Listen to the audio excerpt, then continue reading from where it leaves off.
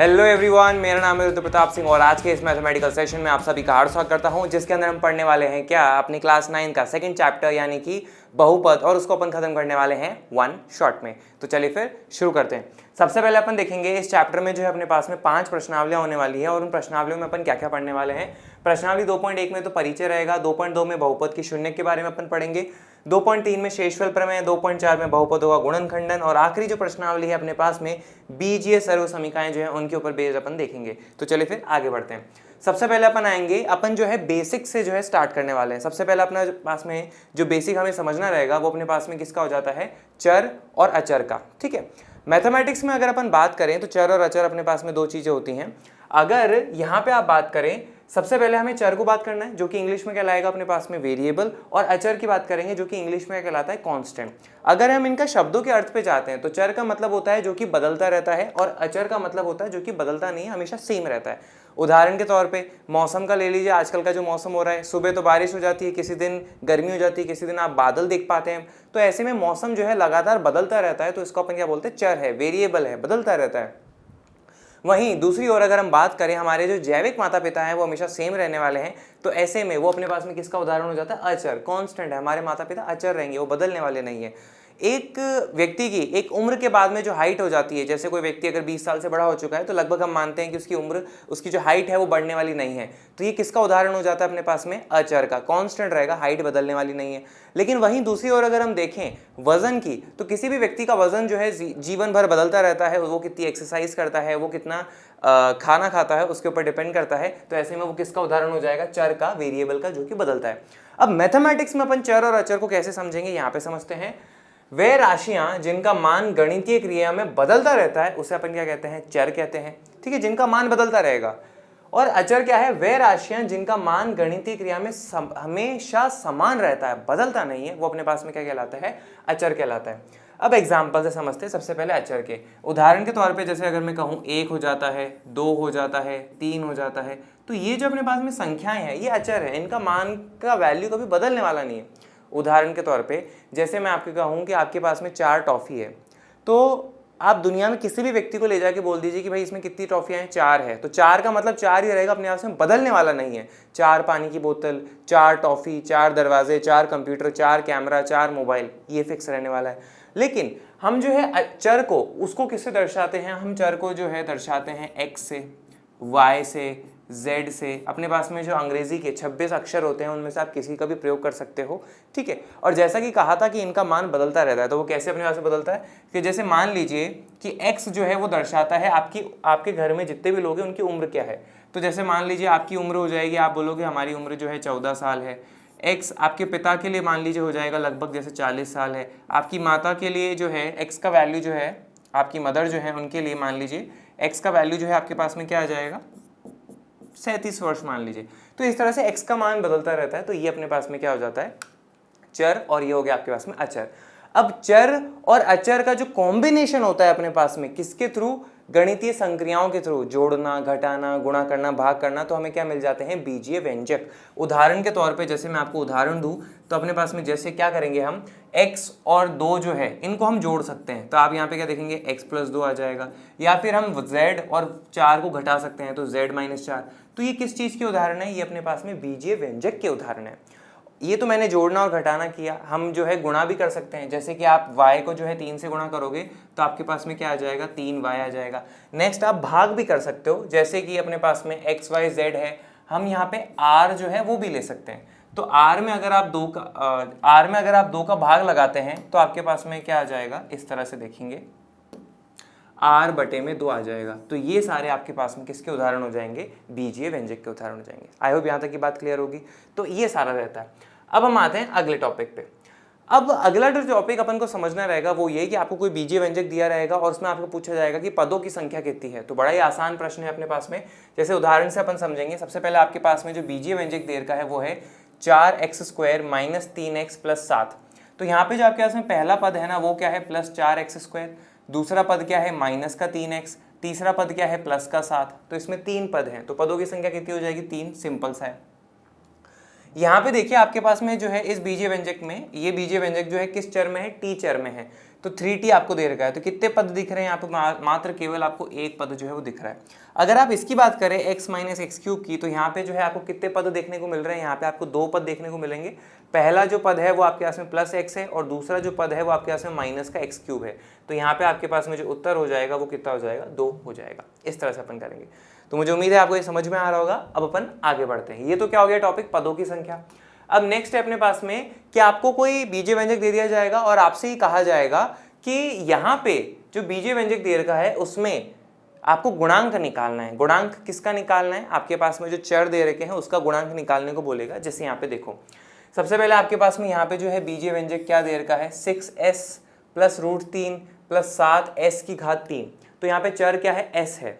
अब आपको बोलेगा कि s क्यूब का आपके पास में गुणांक क्या है, तो s क्यूब का गुणांक अपने पास में क्या हो जाएगा, प्लस 7 हो जाएगा। फिर आपसे बोला जाएगा कि s का गुणांक क्या है, तो s का गुणांक आपके पास में 6 है। अगर कोई साइन नहीं है तो इसका मतलब ये हो जाएगा, साइन के साथ बोलोगे तो प्लस 6 हो जाएगा। फिर आपको बोला जाएगा, ये हो गया उदाहरण। फिर नेक्स्ट अपने पास में उदाहरण देखिए कि ये आपके पास में एक बीजीय व्यंजक दे रखा है, इसमें जो है आपको वही करना है, गुणांक बताना है m² का। तो आप बोलोगे यहाँ पे m² का गुणांक जो है प्लस 6 हो जाएगा। चूंकि ये अपने पास में बीजीय व्यंजक जो है m चर में है, आपको कहा जाएगा m की घात 3 जो है इसका आपके पास में जो गुणांक है वो कितना हो जाएगा, माइनस का √5 हो जाएगा। तो इस तरह के प्रश्न आपके पास में रहने वाले हैं। फिर एक बात आपसे और कही जा सकती है, वो एक बात और कहें उससे पहले मैं आपको छोटा सा एक बात बता देना चाहता हूँ कि पहले वाला जो चैप्टर था अपने पास में उसमें हमने पढ़ा है कि अगर आपके पास में कोई भी संख्या है और उसकी घात 0 जो है वो किसके बराबर हो जाएगा, आपके पास में 1 के बराबर हो जाएगा। यहाँ पे a का मान 0 नहीं है, उसके अलावा अपन देख रहे हैं। तो यहाँ पे m जो है आपके पास में चर है, तो अगर चर की घात 0 करोगे तो वो भी 1 के बराबर होगा। तो यहाँ पे जो 1 है ना, इसको अपन ऐसे भी लिख सकते हैं, 1 गुणा m की घात 0। m की घात 0 1 होता है, तो 1 गुणा 1 1 ही हो गया। तो यहाँ पे आपसे बोला जाएगा m की घात 0 का जो है गुणांक बताइए, तो वो क्या हो जाएगा, प्लस का 1 हो जाएगा। ठीक है, तो ये सारी बातें आपके पास में रहती है। मुझे उम्मीद है समझ में आया होगा। अब अपन आगे बढ़ते हैं। अब हमें समझना रहेगा सबसे पहले ये कि अपने पास में ये जो बहुपद होते हैं, ये जो पॉलिनोमियल्स होते हैं, इनको आप पहचानोगे कैसे, इनकी परिभाषा क्या है। तो सबसे पहले अपन आते हैं परिभाषा पे।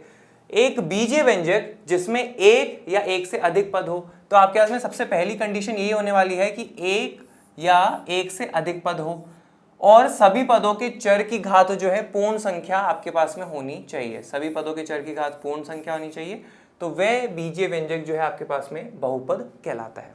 ठीक है, आगे बढ़ते हैं अपन, उदाहरण देखते हैं। सबसे पहले आप यहाँ पे देखिए 4y² + 3y। तो आप यहाँ पे देखो ये बीजीय व्यंजक है क्या, बिल्कुल। किस चर में है, ये y चर में है। यहाँ पे आपको दिख रहा है कि अपने पास में क्या है, एक या एक से अधिक पद है, तो पहली कंडीशन पूरी हो रही है। दूसरी क्या है, सभी पदों के चर की घात पूर्ण संख्या हो। तो यहाँ पे पहला पद है 4y², इसमें चर क्या है, y, उसकी घात 2 है जो कि पूर्ण संख्या है। दूसरा पद है 3y, उसमें चर क्या है, y, उसकी घात क्या आपके पास में कुछ नहीं दिख रही है, तो 1 है, वो भी आपके पास में पूर्ण संख्या है। तो ये किसका उदाहरण हो जाएगा आपके पास में, ये उदाहरण हो जाएगा बहुपद का। यहाँ पे देखिए ये जो है आपके पास में क्या है, एक बीजीय व्यंजक दे रखा है, किस में दे रखा है, x चर में दे रखा है। अब यहाँ पे देखिए एक या एक से अधिक पद होने चाहिए, 3 पद है, ये तो हो रहा है। x की घात कितनी है, 2 है जो कि पूर्ण संख्या है, सही है। x की घात कितनी है, 1 है जो कि पूर्ण संख्या है, सही है। लेकिन यहाँ पे x की घात आपको कितनी दिख रही है, 1/2 है जो कि पूर्ण संख्या नहीं है। और दूसरी कंडीशन जो है पूरी नहीं हो रही कि सभी पदों के चर की घात पूर्ण संख्या होनी चाहिए। तो ऐसे में ये आपके पास में जो है बहुपद का उदाहरण नहीं होगा। और उदाहरण लेते हैं, -6u³ + 7u² + 6u, एक या एक से अधिक पद है। यहाँ पे u का घात 3 है, यहाँ पे 2 है और यहाँ पे 1 है, यानी कि दोनों कंडीशन पूरी हो रही है, ये आपके पास में बहुपद है। यहाँ पे देखिए y + 1/y। तो यहाँ पे जब भी आप इसको देखते हैं तो अपने पास में जो चर है ना, वो आपके पास में डिनोमिनेटर में नहीं होना चाहिए, हमेशा न्यूमरेटर में होना चाहिए। ठीक है, तो यहाँ पे आप क्या लिखोगे, y को ऐसा कैसा लिखोगे, इस y की घात 1 को जब आप ऊपर ले जाओगे तो आपके पास में क्या हो जाएगा, जो y की घात +1 है वो किस में बदल जाएगा, -1 में। तो y की घात -1। तो ये देखिए आपके पास में क्या है, एक या एक से अधिक पद है और हर एक पद के चर की घात पूर्ण संख्या होनी चाहिए। तो y की घात +1 है, यहाँ तो सही है, लेकिन यहाँ पे y की घात -1 है जो कि पूर्ण संख्या नहीं है। तो ऐसे में आप क्या बोलोगे, ये आपके पास में बहुपद का उदाहरण नहीं है। फिर यहाँ पे देखिए अगला, -9r² + 9r + 3 है। r के अंदर है, और एक या एक से अधिक पद है, आर की घात 2 है, आर की घात 1 है, और यहाँ पे अगर कुछ नहीं है तो आर की घात 0 है, और 0 जो है आपके पास में क्या है, वो भी एक पूर्ण संख्या है। तो ऐसे में सारी कंडीशन पूरी हो रही है, यानी कि ये भी आपके पास में एक बहुपद का उदाहरण हो जाएगा। ठीक है, यहाँ तक क्लियर हुआ होगा। अब हमारे पास में एक छोटा सा कॉन्सेप्ट रहता है, वो अपने पास में क्या होता है कि हम बहुपद का नामकरण करते हैं। जैसे मेरा नाम रुद्र प्रताप है, आपका नाम श्याम हो सकता है, किसी का नाम शर्मा जी का बेटा जो है आपके पास में लोकेंद्र हो जाएगा, कोई वर्मा जी हो जाएंगे, कोई शान भैया हो जाएंगे, ठीक है, कोई निखिल सर है, राहुल सर हैं। तो ऐसे में आपके पास में क्या है, नाम है व्यक्तियों के। तो उसी तरह अपने पास में बहुपद का जो है उनके भी नाम होते हैं। कैसे, बहुपद के ये जो है, अब इसका नाम कैसे करोगे, इस बहुपद का नामकरण करना है तो आपके पास में जो अक्षर है ना इंग्लिश अल्फाबेट्स के, उन्हीं का प्रयोग करोगे। ऑब्वियसली जो चर आपको दे रखा है उसका प्रयोग मत करो, किसी और का प्रयोग कर लो। जैसे मैं इसका प्रयोग कर लेता हूँ पी, और उसके ब्रैकेट बनाऊंगा। ब्रैकेट में मेरे को ये दर्शाना है कि ये किस चर में है, वाई में, तो इस बहुपद का नाम क्या हो जाएगा, पी वाई। इसका नहीं करेंगे क्योंकि बहुपद तो है नहीं। इसका नाम करते हैं, तो आप इसका नाम कर लीजिए, क्यू नाम रख लीजिए, और ये जो है इसका ब्रैकेट में क्या आ जाएगा, किस चर में है, यू में, तो क्यू यू इसका नाम हो जाएगा। इस तरह से जो है आप इसका नाम भी कर सकते हैं। इसका नाम मान लीजिए अपने पास में कर लेते हैं एस, और ब्रैकेट में क्या आ जाएगा, आर। एस इस बहुपद का नाम है और आर चर में है, इसलिए ये हो जाएगा। ठीक है, आगे बढ़ते हैं। अब हम आएंगे बहुपद के प्रकार पदों की संख्या के अनुसार, कि बहुपद के कितने प्रकार होते हैं और किस बेसिस पे देख रहे हैं हम, पदों की संख्या के अनुसार देख रहे हैं। तो चलिए देखते हैं। सबसे पहले अपने पास में होता है एक पदी, जिसको अपन कहते हैं मोनोमियल। नाम से पता लग रहा है एक पद वाले बहुपद को एक पदी कहलाते हैं। उदाहरण के तौर पे +4x² एक ही पद है, -9y एक ही पद है, √2z ये भी एक ही पद है। अगला है अपने पास में क्या, द्विपद यानी कि बाइनोमियल।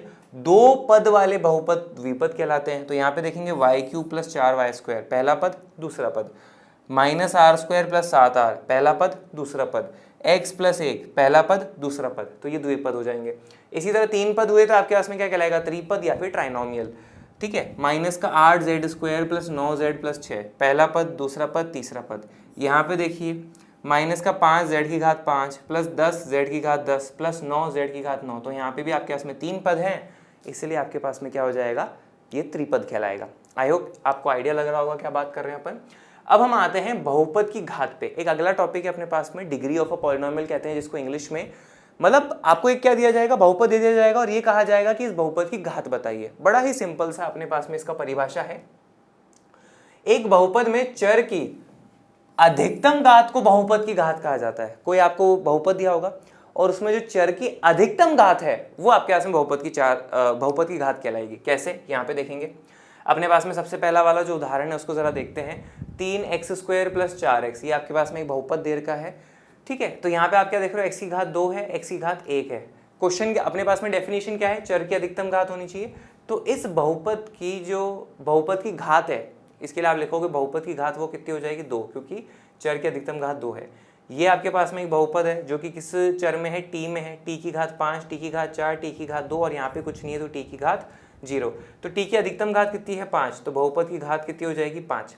यहाँ पे आप देखेंगे अपने पास में कि जो ये बहुपद दे रखा है किस चर में है, u चर में है, और u की यहाँ पे घात 3 है, यहाँ पे 2 है, यहाँ पे 1 है, और यहाँ पे u की घात 0 हो जाएगी। तो u की अधिकतम घात कितनी है आपके पास में, 3। तो बहुपद की घात, इस वाले बहुपद के लिए आप क्या बोलोगे, बहुपद की घात बराबर 3। इतना सिंपल सा आपके पास में काम हो जाता है। तो आप देख रहे हैं कि बहुपद भी अपने पास में कई तरह के होते हैं। किस बेसिस पे अपन डिसाइड कर रहे हैं, हम इस बेसिस पे डिसाइड कर रहे हैं कि उसमें घात कितनी है। ठीक है, तो आप समझ ही गए होंगे अगला टॉपिक क्या होगा, बहुपद के प्रकार बहुपद की घात के अनुसार। ठीक है, अब सबसे पहला इसमें जो अपन पढ़ेंगे वो क्या है, रैखिक बहुपद, लीनियर पॉलिनोमियल। एक घात वाले बहुपद को हम रैखिक बहुपद कहते हैं। ठीक है, उदाहरण के तौर पे देखिए 3x + 1, इस बहुपद में आप क्या देख रहे हो, x की अधिकतम घात कितनी है, 1 है, तो ये रैखिक बहुपद हो जाएगा। अगला आएंगे अपन द्विघाती बहुपद, क्वाड्रेटिक पॉलिनोमियल। दो घात वाले बहुपद को द्विघाती बहुपद कहा जाता है। उदाहरण के तौर पे m² + 6m + 1, ये आपके पास में एक बहुपद है, तो यहाँ पे m की अधिकतम घात कितनी है, 2 है, तो ऐसे में ये द्विघाती बहुपद हो जाएगा। ये देखो -7s² + 6s + √3, s चर में है, ये s की अधिकतम घात कितनी है, 2 है, यानी कि ये भी क्या हो जाएगा, द्विघाती बहुपद हो जाएगा। नेक्स्ट देखेंगे त्रिघाती बहुपद। तीन घात वाले बहुपद को त्रिघाती कहते हैं। उदाहरण आपके सामने है, m की अधिकतम घात 3 है, यहाँ पे s की अधिकतम घात 3 है। इतना सा अपने पास में सारा डिस्कशन रहता है। आगे बढ़ते हैं। आगे अपने पास में जो अगला टॉपिक है वो क्या है, अचर बहुपद। अब देखो बहुपद आप समझ रहे हो, अचर का मतलब क्या हो जाता है? अचर का मतलब हो जाता है, अपन ने पहले ही पढ़ा, कांस्टेंट जिसका मान बदलता नहीं है। सबसे पहले आप याद करो अपने पास में क्या है अचर। उदाहरण के तौर पे 1 हुआ, 2 हुआ, 3 प्लस का 4 प्लस का 5 प्लस का 6, ये सब अचर है। ठीक है, -1 -2 -3 -4 5/3 2/5, ये सब किसके उदाहरण है? अचर के उदाहरण है जिनका मान बदलता नहीं है। तो ये अपने पास में कहलाते हैं अचर बहुपद। इनके उदाहरण आप यहाँ पे लिख लेंगे, जैसे कि एग्जाम्पल +1 +2 +3 5/3, ये सारी बातें हो जाती है। एक बहुपद जिसकी घात शून्य हो वो अचर बहुपद कहलाता है, उसकी घात शून्य हो। अभी घात शून्य होने का मतलब देखो यहाँ पे क्या है, आपके पास में जैसे देखो क्या लिखा है, 2 लिखा है, तो इस 2 को मैं ऐसे लिख सकता हूँ कि 2 गुणा x की घात 0, और आप जानते हो कि x की घात 0 किसके बराबर होगा? 1 के, तो 2 गुणा 1 यानी कि 2। तो 2 को आप क्या लिख सकते हो? 2 गुणा x की घात 0। तो आप यहाँ पे क्या देख रहे हो कि चर की अधिकतम घात कितनी है? 0। तो ऐसे में जो अचर बहुपद होते हैं उनकी घात जो है वो कितनी होती है? शून्य होती है। ठीक है, अब अचर की ही बात चल रही है तो आप बोलोगे सर 0 भी तो एक अचर होता है, तो उसको भी तो इसमें अपन उदाहरण ले सकते हैं ना। अपन वो क्या, 0 क्या थोड़ा स्पेशल होता है, तो उसके लिए अपन क्या करेंगे, उसको अलग से पढ़ेंगे। शून्य बहुपद, 0 पॉलिनोमियल, एक खास अचर बहुपद जो शून्य के बराबर हो, ठीक है, जिसको अपन क्या लिखेंगे? fx बराबर 0। एक खास बहुपद, अचर बहुपद जो शून्य के बराबर हो, मतलब कि ये जो 0 है ना, इसी को आप क्या बोलते हो? शून्य बहुपद कहते हो। और इसको अपन कैसे दर्शा सकते हैं? fx बराबर 0। इसका अर्थ क्या है? देखो मेरे को ये बताना जरा, क्या मैं इसको ऐसे लिख सकता हूँ क्या?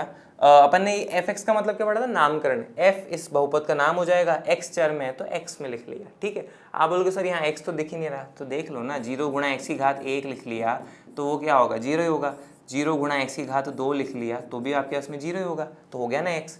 x नहीं तो y ले लो, z ले लो, तो जो भी आप चर ले रहे हो वो ब्रैकेट में लिख दो। ठीक है, लिखा जा सके वो शून्य बहुपद कहलाता है, तो ये शून्य बहुपद हो जाता है। ठीक है, अब हम आते हैं अगली बात पे कि ये शून्य बहुपद की जो अपने पास में घात जो है वो कितनी होती है। जरा यहाँ पे देखना कि ये तो मैंने आपको करके दिखाया, एक चीज और देखो, 0 गुणा x की घात 3 जो है वो भी किसके बराबर होगा? 0। 0 गुणा x की घात 4 होगा, वो भी किसके बराबर होगा? 0। तो आप यहाँ पे बोलोगे, कोई बंदा कोई व्यक्ति जो है इस चीज को देख के क्या बोलेगा? x की अधिकतम घात कितनी है? 1 है, तो बहुपद की घात कितनी होगी? 1। इसको देख के कोई क्या बोलेगा? x की अधिकतम घात 2 है, तो इस बहुपद की घात कितनी होगी? 2। इसको देख के बोलेगा 3, इसको देख के बोलेगा 4। एक फिक्स आंसर आ रहा है क्या? नहीं। और जब भी अपने पास में एक फिक्स आंसर नहीं आता तो हम उसको कह देते हैं क्या? कि परिभाषित नहीं है। परिभाषित का मतलब है कि एक फिक्स आंसर है, हर कोई दुनिया में सेम आंसर करेगा। लेकिन यहाँ तो 4 लोगों से पूछोगे 4 आंसर दे देगा, दुनिया में तो 8 अरब लोग हैं। ठीक है, तो ऐसे में हम एक बड़ी ही खास बात बोलेंगे कि शून्य बहुपद की घात परिभाषित नहीं है। आई होप आपको ये आइडिया लगा होगा। अब हम आते हैं अगले टॉपिक पे, ये सारी चीजें अपने पास में हो चुकी है। ठीक है, तो अब हम आते हैं प्रश्नावली 2.1 पे। अपने पास में क्या लिखा है? सबसे पहला वाला जो प्रश्न है उसको शुरू करते हैं। निम्नलिखित व्यंजकों में कौन कौन एक चर में बहुपद है और कौन कौन नहीं है? तो यहाँ पे आप देखेंगे ये वाला जो अपने पास में व्यंजक है ये सिर्फ x में है, तो ये वाला एक चर में है। y² + √2, ये भी आपके पास में सिर्फ y दिख रहा है तो एक चर में है। 3√2 3√t + t√2, तो ये भी आपके पास में क्या है? ये आपके पास में बहुपद नहीं है। क्वेश्चन क्या बोल रहा है? एक चर में बहुपद होना चाहिए। तो यहाँ पे आप क्या देख रहे हो? 3√t, t का मतलब है t की घात 1/2 + t√2।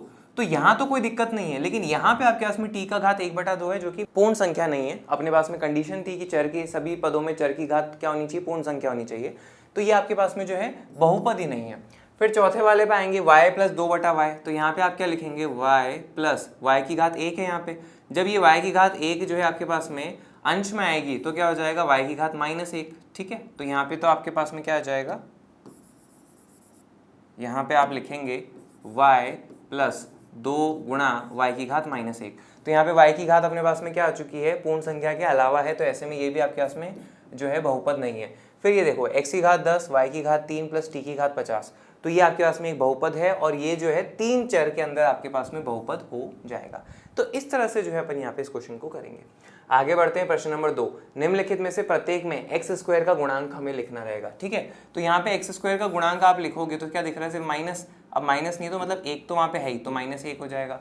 यहाँ पे x² का गुणांक आपको क्या दिख रहा है? प्लस का π/2 दिख रहा है। यहाँ पे x² का गुणांक आपको कुछ दिख नहीं रहा। तो असल में हुआ क्या होगा? हम इसको ऐसे भी तो लिख सकते हैं, 0 गुणा x² + √2x - 1। तो आप क्या देख रहे हो कि एक्स स्क्वायर का गुणांक क्या है अपने पास में 0 हो जाएगा। और जबकि हमें पता है कि 0 से गुणा करोगे वो बचेगा कुछ नहीं, बचेगा √2x-1 ही, लेकिन इस तरह से कर लेंगे। ठीक है। प्रश्न 4, निम्नलिखित बहुपदों में से प्रत्येक बहुपद की घात जो है हमें लिखनी रहेगी, प्रत्येक बहुपद की घात लिखनी है। तो x की अधिकतम घात यहाँ पे कितनी है 3 हो जाएगा, यहाँ पे चर की अधिकतम घात कितनी है 2 है, यहाँ पे चर की अधिकतम घात कितनी है 1 है, और ये तो अपने पास में क्या है अचर बहुपद है, और अचर बहुपद की घात कितनी होती है 0 होती है। तो इस तरह से आप जो है यहाँ पे इसको सॉल्व कर लेंगे। आगे आते हैं प्रश्न नंबर 5 पे। क्या लिखा है, बताइए कि निम्नलिखित बहुपदों में कौन कौन बहुपद रैखिक हैं, कौन कौन बहुपद द्विघाती है और कौन कौन जो है त्रिघाती है। ठीक है। तो यहाँ पे आप क्या देख रहे हो, x की अधिकतम घात अपने पास में कितनी है 3 है, तो ये किसका उदाहरण हो जाएगा अपने पास में त्रिघाती का उदाहरण हो जाएगा। ठीक है। फिर है अपने पास में तीसरा y + y² + 4, y की अधिकतम घात कितनी है 2 है, यानी कि ये आपके पास में क्या हो जाएगा द्विघाती बहुपद का उदाहरण हो जाएगा। 3t, तो यहाँ पे आपके पास में t की अधिकतम घात 1 है, यानी कि किसका उदाहरण हो जाएगा आपके पास में रैखिक बहुपद का उदाहरण हो जाएगा। r² r की अधिकतम घात 2 है, यानी कि ये आपके पास में किसका उदाहरण हो जाएगा द्विघाती का उदाहरण हो जाएगा। ठीक है, इस तरह से करेंगे। अब हम आते हैं अगले वाले टॉपिक पे। प्रश्नावली 2.1 जो अपन यहाँ पे पूरा कर चुके हैं। अब अगला टॉपिक जो अपन को करना है उसमें क्या है, यहाँ पे देखेंगे बहुपद px, मतलब p तो नाम है, अगर x चर में है क्या दे रखा है 4x + 2 का मान x बराबर 1, -2 पर हमें ज्ञात करना है। तो चलिए करते हैं। सबसे पहले तो px बराबर आपके पास में क्या आ जाएगा 4x + 2, और हमें किसके ऊपर मान निकालना है, सबसे पहले x बराबर 1 पे निकालना है।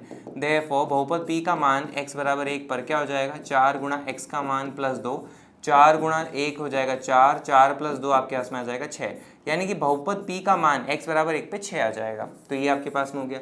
दूसरा हम निकालते हैं -2 पे, तो आप क्या बोलोगे x बराबर -2 पे। देयरफॉर बहुपद p का मान -2 पे किसके बराबर हो जाएगा 4 गुणा -2 + 2। ठीक है, तो यहाँ पे आपके पास में आ जाएगा -8 + 2, यानी कि ओवरऑल कितना आ जाएगा आपके पास में -6 आ जाएगा। ठीक है। अब हम एक और काम कर सकते हैं, वो ये कि x का मान लीजिए आपके पास में कितना हो -1/2 हो, तो उसके ऊपर बहुपद का मान कैसे निकालोगे, तो -1/2 बराबर हो जाएगा अपने पास में किसके 4 गुणा -1/2 प्लस आपके पास में आ जाएगा 2, 2 एकम 2, 2 दूनी 4, 2 को -1 से गुणा करोगे तो -2 +2, ओवरऑल किसके बराबर आ जाएगा 0। तो इस तरह से आप जो है किसी भी बहुपद का मान किसी भी x की वैल्यू पे निकाल सकते हैं। ठीक है। अब मेन जो अपने पास में एक चीज सीखने वाली है वो ये कि x का वो मान जहां पर बहुपद का मान 0 आ जाए, वो x का मान जो है बहुपद का शून्यक कहलाता है। ठीक है। नेक्स्ट टॉपिक यही है अपने पास में बहुपद के शून्यक। चर का वो मान जहां पर बहुपद का मान 0 आ जाए, वो चर का मान बहुपद का शून्यक अपने पास में कहलाता है। ठीक है। अब इसी के ऊपर बेस जो है अपन कुछ क्वेश्चंस करने वाले हैं। प्रश्नावली 2.2 का प्रश्न 3 से शुरू करते हैं। सत्यापित कीजिए कि दिखाए गए मान निम्नलिखित स्थितियों में संगत बहुपद के शून्यक है। ठीक है, तो जैसे पहला बहुपद आपको दे रखा है x² - 1, x बराबर 1 और -1 पे चेक करना है। तो अगर x बराबर 1 पर इस बहुपद का मान 0 आ जाए तो 1 जो है इस बहुपद का शून्यक होगा, अगर 0 के अलावा कुछ और आए तो शून्यक नहीं होगा। तो बड़ा ही सिंपल है। तो चलिए फिर अपन करते हैं। तो आप यहाँ पे क्या बोलेंगे x बराबर 1 पे, देयरफॉर बहुपद का मान x बराबर 1 पर किसके बराबर होगा x² - 1, x का वैल्यू 1 - 1 की घात 2 - 1, 1 की घात 2, 1 - 1 कितना आ जाएगा 0। तो आप क्या देख रहे हो, बहुपद p का मान x बराबर 1 पर 0 आ रहा है, तो ऐसे में आपके पास में एक जो है वो क्या है आपके पास में शून्यक हो जाएगा। ठीक है, तो ये बात अपन यहाँ पे कह सकते हैं। फिर इसका जो अगला वाला हिस्सा है अपने पास में वो क्या है x बराबर -1 पे। तो जरा चेक करके देखते हैं। बहुपद p का मान x बराबर -1 पे किसके बराबर है x² - 1, x का मान कितना है -1, -1 की घात 2 करोगे तो क्या आ जाएगा +1, -1 जो कि बराबर है 0 के, यानी कि बहुपद p का मान -1 पे भी 0 आ रहा है, यानी कि प्लस का 1 और -1 दोनों जो है इस बहुपद के शून्यक हो जाएंगे। ठीक है। आगे आते हैं अपन प्रश्न नंबर 4 पे। वो अपने पास में क्या लिखा है, निम्नलिखित स्थितियों में से प्रत्येक स्थिति में बहुपद का शून्यक ज्ञात कीजिए। तो पहले वाले में तो अपन को कोई वैल्यू दी हुई थी x का और उसमें अपन को चेक करना था कि शून्यक है या नहीं है। अब हमें ज्ञात करना है कि इन बहुपद का शून्यक क्या है। बड़ा ही सिंपल प्रोसेस होता है। क्या करते हैं, जिस भी बहुपद का शून्यक निकालना है उस बहुपद को 0 के बराबर रख के सॉल्व करो, x का कोई मान आ जाएगा, मतलब चर का कोई मान आ जाएगा, वही आपके पास में शून्यक है। जैसे पी एक्स बराबर 2x प्लस 5 है, तो आप क्या करिए, बहुपद का मान जो है 0 के बराबर रख दीजिए। तो पी एक्स का वैल्यू कितना है आपके पास में, 2x प्लस 5 बराबर 0। अब इसको सॉल्व करो तो क्या आ जाएगा, 2x बराबर माइनस का 5, x बराबर क्या आ जाएगा, माइनस का 5/2। तो माइनस का 5/2 जो है इस बहुपद का शून्य है। आप चेक करके देख लीजिएगा, बड़ा ही सिंपल है ये। अब इस पे आते हैं, इसमें भी आप क्या करोगे, बहुपद का मान निकालने के लिए पी एक्स बराबर 0 रखोगे।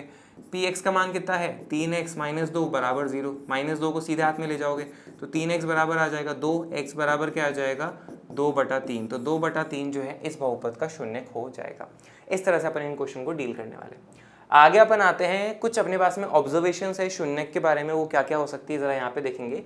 आवश्यक नहीं है कि बहुपद का शून्य 0 ही हो। देखो ना, अपने पास में -5/2 इसका शून्य है, तो शून्य होने के लिए 0 होना नहीं है, कुछ और वैल्यू भी हो सकती है। 0 एक बहुपद का शून्य हो सकता है, बिल्कुल हो सकता है। रैखिक बहुपद का एक और केवल एक शून्य होता है, ठीक है। रैखिक बहुपद का एक शून्य होगा, द्विघाती बहुपद के 2 शून्य होंगे, त्रिघाती बहुपद के 3 होंगे। इस तरह से अपने पास रहता है। एक बहुपद के एक से अधिक शून्य हो सकते हैं, ठीक है। द्विघाती के 2, त्रिघाती के 3, इस तरह की सारी बातें अपने पास में रहती है। जैसे यहाँ देखो, यहाँ पे आपके पास में जो है प्रश्न नंबर 3 का तीसरा हिस्सा जो है, उसमें बहुपद क्या दे रखा है, x² - 1। द्विघाती बहुपद है तो इसके अधिकतम आपके पास में 2 शून्य मिलेंगे। फिर ये देखो x + 1 × x - 2, ये भी आप इसको सॉल्व करोगे तो द्विघाती बहुपद ही मिलेगा, तो इसके भी आपके पास में 2 शून्य हो जाते हैं। अब अपन आते हैं आगे। अब हमें आगे क्या करना है, अब हम जो है प्रश्नावली 2.2 से आगे बढ़ चुके हैं, 2.3 पे आए हैं। 2.3 में आपको क्या करना रहेगा, भाग करना जो है वो देखना रहेगा, ठीक है।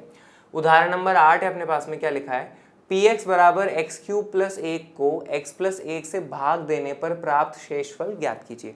तो अपन यहाँ पे इसको दो तरीके से लेने वाले हैं। पहला तरीका तो क्या, हम डिवीजन कैसे करेंगे, एक बहुपद का दूसरे बहुपद में भाग कैसे लगाएंगे वो सीखेंगे, और साथ में हम शेषफल प्रमेय जो है उसको भी कनेक्ट करेंगे। तो चलिए अपन देखते हैं। सबसे पहले तो अपन क्या करते हैं, नॉर्मल तरीके से भाग लगाते हैं। क्वेश्चन ने बोला है इसको इससे भाग करेंगे, ठीक है, तो शेषफल कितना होगा, तो शेषफल मतलब रिमाइंडर जो बचा है, तो चलिए निकालते हैं। तो यहाँ पे आपके पास में आ जाएगा क्या, x³ + 1, किससे भाग करना है, x + 1 से करना है। कैसे करेंगे, तो यहाँ पे आपके पास में ये जो लिखा है x³, तो यहाँ पे आप लिखेंगे प्लस का x³, और ये जो लिखा है x + 1, इसमें आप क्या करेंगे, x को भाग लगाएंगे। तो आपके पास में क्या आ जाएगा, x³ - 1 यानी कि x² आ जाएगा। तो आप यहाँ पे क्या करिए कि x² से जो है यहाँ लिख लेंगे। अब x² को आप जो है इससे गुणा करो, तो x² को x से गुणा करेंगे तो क्या आ जाएगा, x³ आ जाएगा। x² को +1 से गुणा करेंगे तो प्लस का x² आ जाएगा। अब यहाँ पे आप क्या करिए, माइनस माइनस कर दीजिए, x³ से x³ तो कट जाएगा, प्लस का 1 तो कटने वाला नहीं है, ऐसा का ऐसा, और ये आपके पास में क्या है, माइनस का x² हो जाएगा। वैसे अपने पास में जो बेसिक फॉर्मेट रहता है ना, वो ये रहता है कि हम हमेशा जो अधिकतम घात वाला पद होता है ना, उसको अपन पहले लिखते हैं। तो यहाँ पे आप क्या लिखेंगे, इसको -x² प्लस का 1 लिख लेंगे। फिर अगेन वही स्टेप करना है, यहाँ पे आपके पास में जो ये लिखा है -x², इसको लिखेंगे, उसमें हम किसका भाग लगाएंगे, प्लस x का भाग लगाएंगे, तो ये कट जाएगा, तो क्या बचेगा, माइनस का x। तो यहाँ पे आप लिख लेंगे क्वेश्चन में माइनस का x। माइनस के x को x से गुणा करेंगे तो क्या आ जाएगा, माइनस का x²। माइनस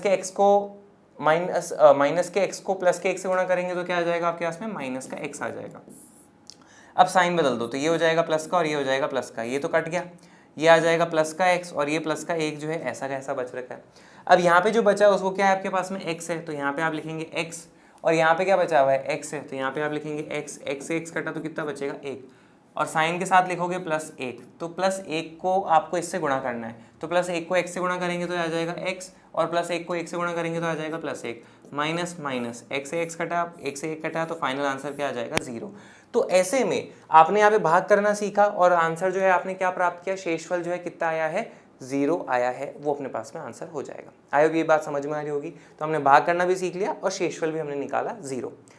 अब भाग करना तो ठीक है, कई बार क्या होता है, क्वेश्चन आपको कहता है कि भाग करिए, तब तो आपको भाग करना है, लेकिन कई बार क्वेश्चन ये कहेगा कि सिंपल सिर्फ शेषफल निकालो, भाग करने की जरूरत नहीं है। तो ऐसे में इतना लंबा हर बार करने की बजाय हम किसका प्रयोग करेंगे, हम शेषफल प्रमेय जो है उसका प्रयोग करेंगे। वो प्रमेय इतनी पावरफुल है ना कि आपको बिना डिवीजन करे सीधा ये बता देगी कि शेषफल क्या बचेगा जब आप किन्हीं भी दो बहुपद को भाग करेंगे। ठीक है, तो चलिए देखते हैं शेषफल प्रमेय।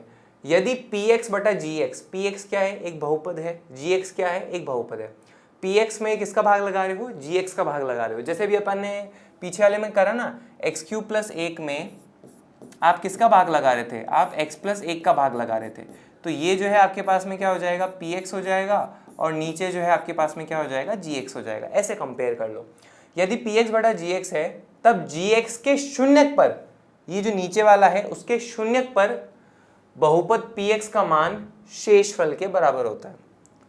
gx के शून्यक पर बहुपद px का जो मान आएगा वो शेषफल के बराबर होगा। चलो करके देखो, नीचे क्या है, x प्लस 1 है, इसका शून्यक निकालो। कैसे निकालोगे, 0 के बराबर रख के। x का मान कितना आ जाएगा, -1 आ जाएगा।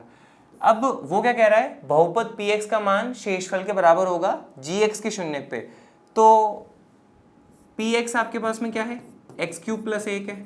इसका मान मैं किस पे निकालूंगा, gx के शून्यक पे जो कि -1 है, तो x बराबर -1 पर, तो आपको क्या मिलेगा, बहुपद px का मान x बराबर -1 पे -1�3 प्लस 1, -1�3 है, -1 प्लस 1 जो कि है 0, तो वो आंसर क्या आ जाएगा आपके पास में, 0 के बराबर आया है, और वो क्या है, शेषफल है। यही तो लिखा है, px बटे gx में gx के शून्यक पर बहुपद px का मान शेषफल के बराबर होता है, तो ऐसे अपन डायरेक्टली जो है शेषफल निकाल सकते हैं। और आपको ध्यान है पिछले वाले में शेषफल 0 आया था अपने पास में, इस तरह से कर सकते हैं। ठीक है, और क्वेश्चन प्रैक्टिस करते हैं अपन।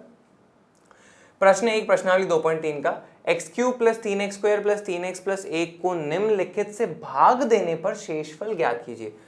इसमें इसका भाग लगाना है और हमें शेषफल ज्ञात करना है, तो हम शेषफल प्रमेय का प्रयोग करेंगे। तो ये आपके पास में क्या हो जाएगा, px हो जाएगा, और ये मान लीजिए आपके पास में क्या हो चुका है, gx हो चुका है।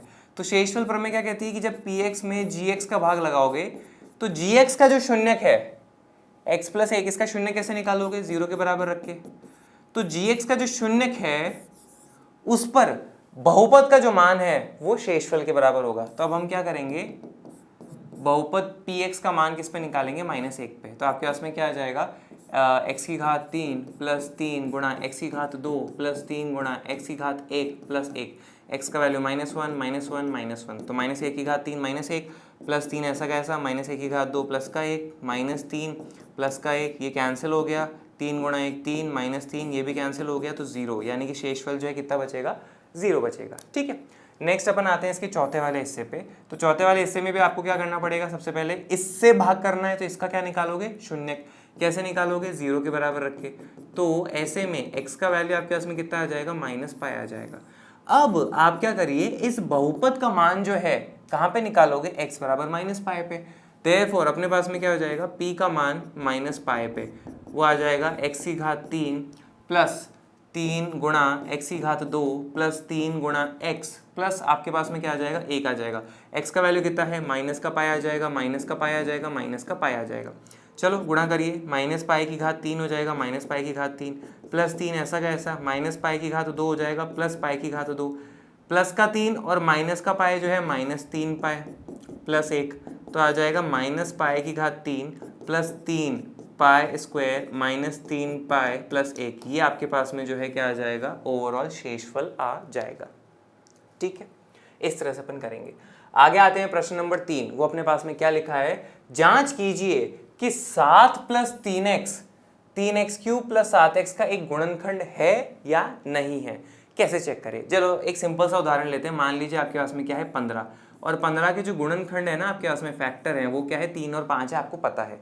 अब एक चीज और आपने ऑब्जर्व करी होगी कि 15 के गुणनखंड 3 और 5 है, अगर मैं 15 में 3 का भाग लगाऊंगा तो फाइनली शेषफल कितना आएगा, 0 आएगा।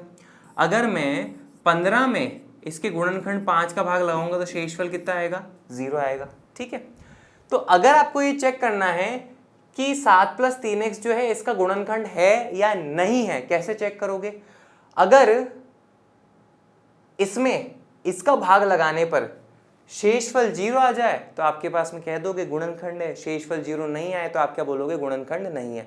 तो मतलब हमें शेषफल निकालना है, और शेषफल निकालने के लिए शेषफल प्रमेय है ही अपने पास में, तो शेषफल प्रमेय का हम प्रयोग करेंगे। तो इस 7 प्लस 3x का सबसे पहले अपन क्या करेंगे, जिससे भाग करना है ना उसका शून्यक चाहिए, तो 0 के बराबर रख दो, तो 3x बराबर आपके पास में क्या आ जाएगा, प्लस का 7 उधर गया तो माइनस का 7, x बराबर -7/3, ये तो आपके पास में क्या आया है, शून्यक आया है।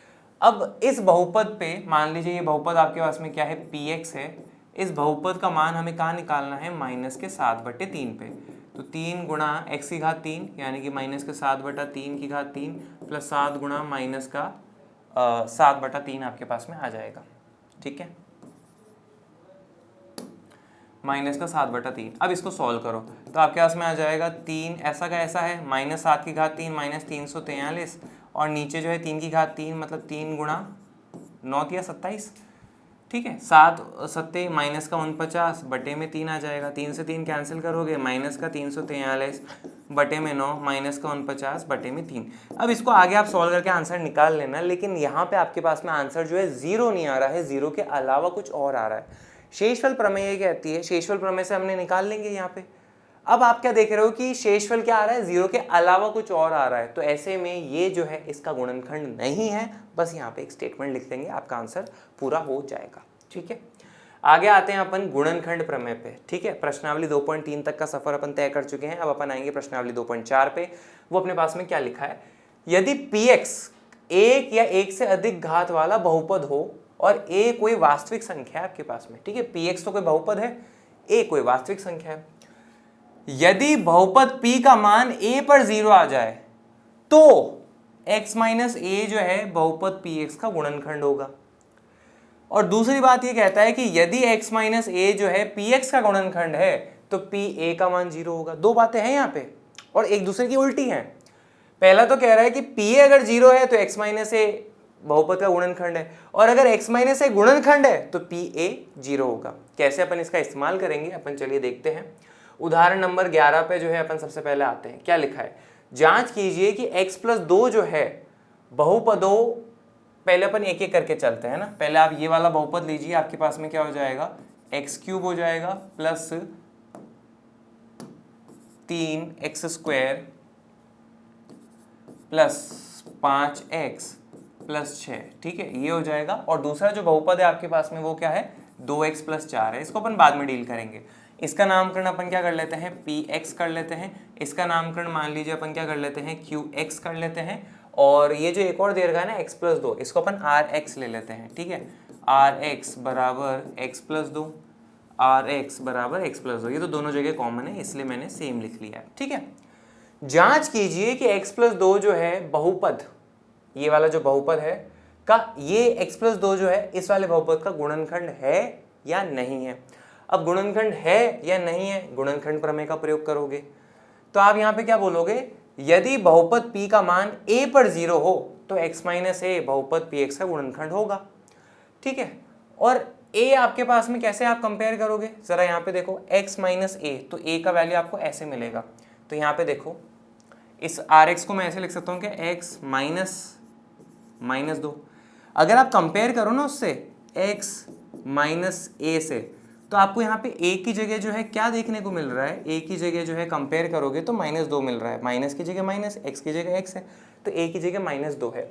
फिर से देखो, यदि pa 0 हो जाए, मतलब बहुपद p का मान a पर 0 आ जाए, तो x माइनस a जो है px का गुणनखंड होगा।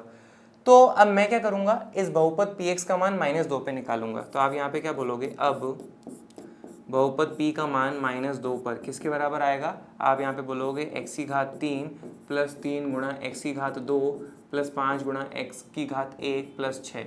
और किस पे चेक करना है, -2 पे, -2 पे, -2 पे। -2 की घात 3 हो जाएगा माइनस का 8 प्लस का 3, -2 की घात 2 हो जाएगा 4 प्लस का 5 माइनस का 2 हो जाएगा माइनस का 10 प्लस 6। अब यहाँ पे देखिए, -8 और -10 हो जाएगा माइनस का 18, 4 तिया 12, 12 और 6 हो जाएगा 18, 18 में से 18 गए तो 0। तो अगर pa बराबर 0 हो तो x माइनस a जो है वो बहुपद का शून्यक होगा, यानी कि x प्लस 2 जो है वो बहुपद का शून्यक हो जाएगा। गुणनखंड प्रमेय से आप ये चीज यहाँ पे कह देंगे। ठीक है, अब एक और उदाहरण लेके दीजिए अपने पास में। ठीक है, हमें चेक करना है कि ये जो है इसका गुणनखंड है या नहीं है, qx का। कैसे पता करोगे, यदि pa बराबर 0 तो x माइनस a इसका गुणनखंड होगा। तो a निकालते हैं, a निकालने के लिए आप इसको क्या लिखोगे, x माइनस -2, तो a बराबर क्या आ जाएगा, -2। देयरफॉर इस बहुपद qx का मान हम किस पे निकालेंगे, -2 पे। तो 2 गुणा a का मान -2 प्लस 4, 2 गुणा -2 हो जाएगा आपके पास में -4 प्लस 4, जो कि कैंसिल होके आपके पास में क्या आ जाएगा, 0 आ जाएगा। तो आप यहाँ पे क्या देख रहे हो, बहुपद का मान a पर 0 हो तो x माइनस ए जो है गुणनखंड होगा, तो x माइनस ए जो है वो गुणनखंड होगा। देयरफॉर x माइनस ए जो है वो आपके पास में गुणनखंड हो जाएगा गुणनखंड प्रमेय से। स्टेटमेंट लिख लीजिएगा, बस इतना ही आपके पास में ये रहता है। ठीक है, आगे बढ़ते हैं, उदाहरण नंबर 12 पे आते हैं। क्या लिखा है आपके पास में, यदि x माइनस 1 इस बहुपद का एक गुणनखंड है, इस बार कह रहा है कि गुणनखंड है, तो k का मान ज्ञात कीजिए। अब देखो हमने क्या पढ़ा था, यदि x minus A P x का गुणनखंड हो तो पी ए जो है वो किसके बराबर हो जाता है, 0 के बराबर हो जाता है। ठीक है, तो हम इसी बात का प्रयोग करेंगे। x माइनस 1 जो है इस बहुपद का गुणनखंड है, तो सबसे पहले तो आप क्या करिए, मान लीजिए नामकरण करो, है ना। तो आप यहाँ पे बोलेंगे माना पी एक्स बराबर हो जाएगा 4x की घात 3 प्लस 3x स्क्वायर माइनस का 4x प्लस k, और अपन इसका नामकरण क्या कर लेते हैं, qx बराबर x माइनस 1। ठीक है, तो यदि x माइनस ए, अगर x माइनस ए से कंपेयर करते हो ना आप यहाँ पे, तो आपको a का वैल्यू क्या देखने को मिल रहा है, a का वैल्यू आपको जो है यहाँ पे 1 देखने को मिल रहा है। तो यदि x माइनस ए बहुपद का गुणनखंड है तो पी ए जो है वो किसके बराबर हो जाएगा, 0 के बराबर हो जाएगा। गुणनखंड प्रमेय से आप ये कह रहे हो तो यहाँ पे ब्रैकेट में लिख दोगे गुणनखंड प्रमेय से। अब a का वैल्यू कितना है, 1 है, तो यहाँ पे आप क्या बोलोगे, बहुपद p का मान 1 पर बराबर होगा 0, और बहुपद p क्या है, ये है, तो यहाँ पे आप उसमें x की जगह क्या रख दोगे, 1 रख दोगे। तो 4x की घात 3 प्लस 3x की घात 2 माइनस 4x प्लस k बराबर है अपने पास में किसके, 0 के। x का मान 1 1 यहाँ पे आप रख दो, 4 1 की घात 3 हो जाएगा 1 प्लस 3 1 की घात 2 हो जाएगा 1, तो 3 गुणा 1 माइनस 4 प्लस के बराबर है किसके, 0 के। अब यहाँ पे देखो 4 गुणा 1 क्या होता है, 4, 4 में से 4 जो है वो कट जाएगा, क्या बचा 3 प्लस के बराबर 0। इस 3 को सीधे हाथ में ले जाओ तो के का वैल्यू कितना आ जाएगा, माइनस का 3 आ जाएगा। तो ये हमने किसकी सहायता से करा है, गुणनखंड प्रमेय की सहायता से किया है। आगे बढ़ते हैं, प्रश्नावली 2.4 के प्रश्न नंबर 1 पे आते हैं। वो अपने पास में क्या लिखा है, बताइए कि निम्नलिखित बहुपदों में से किस बहुपद का एक गुणनखंड x प्लस 1 है। अगेन हमें उसका ही प्रयोग करना रहेगा गुणनखंड प्रमेय का। x प्लस 1 है ना, x प्लस 1 को आप उस फॉर्मेट में लिखो x माइनस माइनस 1। ठीक है, अब कैसे चेक करोगे, गुणनखंड प्रमेय क्या कहता है, अगर यदि पी ए बराबर 0 हो तो x माइनस ए जो है गुणनखंड है, और आपको यही तो चेक करना है कि ये x प्लस 1 जो है गुणनखंड है या नहीं है। ठीक है, और जब आपने x माइनस ए से कंपेयर करा तो a का वैल्यू कितना आ चुका है आपके पास में, -1 आ चुका है। तो बहुपद का मान, हम इस बहुपद का मान क्या करेंगे, a पर यानी कि -1 पे निकालेंगे, 0 आ जाए तो आप क्या बोलोगे कि ये आपके पास में जो है गुणनखंड हो जाएगा। तो चलिए करते हैं, सबसे पहले अपन क्या करते हैं, इसका नामकरण मैं यहीं पे कर लेता हूँ शॉर्ट में, क्योंकि थोड़ा टाइम लिमिटेड है यहाँ पे। तो आप क्या करोगे, बहुपद p का मान किस पे निकालोगे, -1 पे। तो क्या हो जाएगा, x की घात 4 प्लस 3 गुणा x की घात 3 प्लस 3 गुणा x की घात 2 प्लस x प्लस 1, और a का और -1 पे निकालना है तो सब जगह -1 रख देंगे। -1 की घात 4 हो जाएगा प्लस का 1 प्लस 3 ऐसा का ऐसा, -1 की घात 3 हो जाएगा माइनस का 1 प्लस 3, -1 की घात 2 हो जाएगा प्लस का 1, ये हो जाएगा प्लस माइनस माइनस का 1 प्लस का 1 कैंसिल हो जाएगा, 3 गुणा 1 और 3 गुणा -1 तो ये भी कट जाएगा। तो फाइनल आपके पास में क्या आ रहा है, 1। यानी कि आप क्या देख रहे हो कि बहुपद, इस बहुपद का मान 1 पर कितना आ रहा है, 0 के अलावा कुछ और आ रहा है। पी ए बराबर 0 नहीं आ रहा, कुछ और आ रहा है। तो ऐसे में चूंकि P1 0 के बराबर नहीं है तो x माइनस माइनस 1 जो है वो गुणनखंड नहीं होगा। ये लीजिए, बस इतनी सी लैंग्वेज लिखनी है और आपका आंसर हो जाएगा पूरा। ठीक है, अब हम इसके अगले वाले हिस्से को भी देख लेते हैं। मान लीजिए अपने पास में ये जो बहुपद है इसका नामकरण अपन क्या कर लेते हैं, qx कर लेते हैं। ठीक है, और हम इसको तो ब्रेक कर ही चुके हैं। अगेन हम ये बोलेंगे अगर पी ए का मान 0 हो तो x माइनस ए गुणनखंड होगा। तो इसके लिए ये जो है गुणनखंड है यानी ये चेक कर रहे हो, तो आप यहाँ पे लिखोगे q का मान किस पे निकालोगे, -1 पर। तो x की घात 3 माइनस x की घात 2 माइनस 2 प्लस √2 गुणा x का मान -1 प्लस √2 आपके पास में आ जाएगा। अब जरा यहाँ पे देखो, -1 की घात 3 -1 ऐसा कैसा, -1 की घात 2 प्लस का 1। अब -1 और माइनस माइनस क्या हो जाएगा, प्लस, और ब्रैकेट में क्या रहेगा, 2 प्लस √2, ये प्लस √2 आपके पास में चल ही रहा है। ठीक है, अब देखो -1 और -1 हो जाएगा, प्लस 2 प्लस √2 तो ये तो कैंसिल हो गया, लेकिन आपके पास में फाइनल आंसर क्या बचेगा, 2√2 जो है वो आपके पास में आंसर बच जाएगा। तो ऐसे में आप यहाँ पे क्या बोलने वाले हो अपने पास में कि चूंकि बहुपद q का मान -1 पर 0 के बराबर नहीं है तो x माइनस ए मतलब -1 जो है वो गुणनखंड नहीं होगा। बस ये लीजिए, इसके साथ आपका आंसर जो है यहाँ पे पूरा हो जाएगा। तो हमने किसका प्रयोग किया है, गुणनखंड प्रमेय का प्रयोग किया है। प्रश्न नंबर 2 पे आते हैं, क्या लिखा है, गुणनखंड प्रमेय लागू करके बताइए कि निम्नलिखित स्थितियों में से प्रत्येक स्थिति में gx px का एक गुणनखंड है या नहीं है, ये हमें चेक करना है। मतलब x + 1 जो है इसका गुणनखंड है या नहीं, ये चेक करना है। कैसे चेक करोगे, अगर pa बराबर 0 हो तो x माइनस ए जो है वो गुणनखंड होगा। बस आप तो ये बात ध्यान रख लो। अगर आप इसे कंपेयर करते हो x माइनस ए के रूप में लिखने के लिए, तो आप क्या लिखोगे, x माइनस -1 है ना, x a की जगह क्या आ जाएगा, -1 आ जाएगा।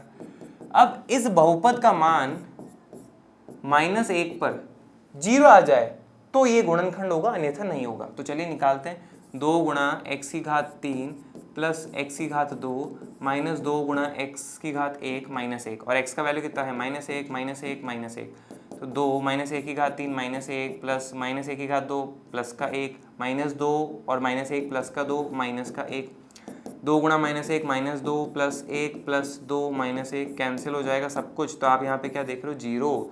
तो चूंकि अपने पास में बहुपद p का मान -1 पे 0 है, देयरफॉर आपके पास में x माइनस -1 यानी कि x + 1 जो है वो गुणनखंड है। बस इतना सा बात कहिए और आपका आंसर जो है यहाँ पे पूरा हो जाएगा। ठीक है, अब अपन, ये तो हो गया इसका पहला वाला हिस्सा। आगे आते हैं प्रश्न नंबर 2 के दूसरे वाले हिस्से पे। यहाँ पे भी आपके पास में क्या लिखा है, वही काम करना रहेगा।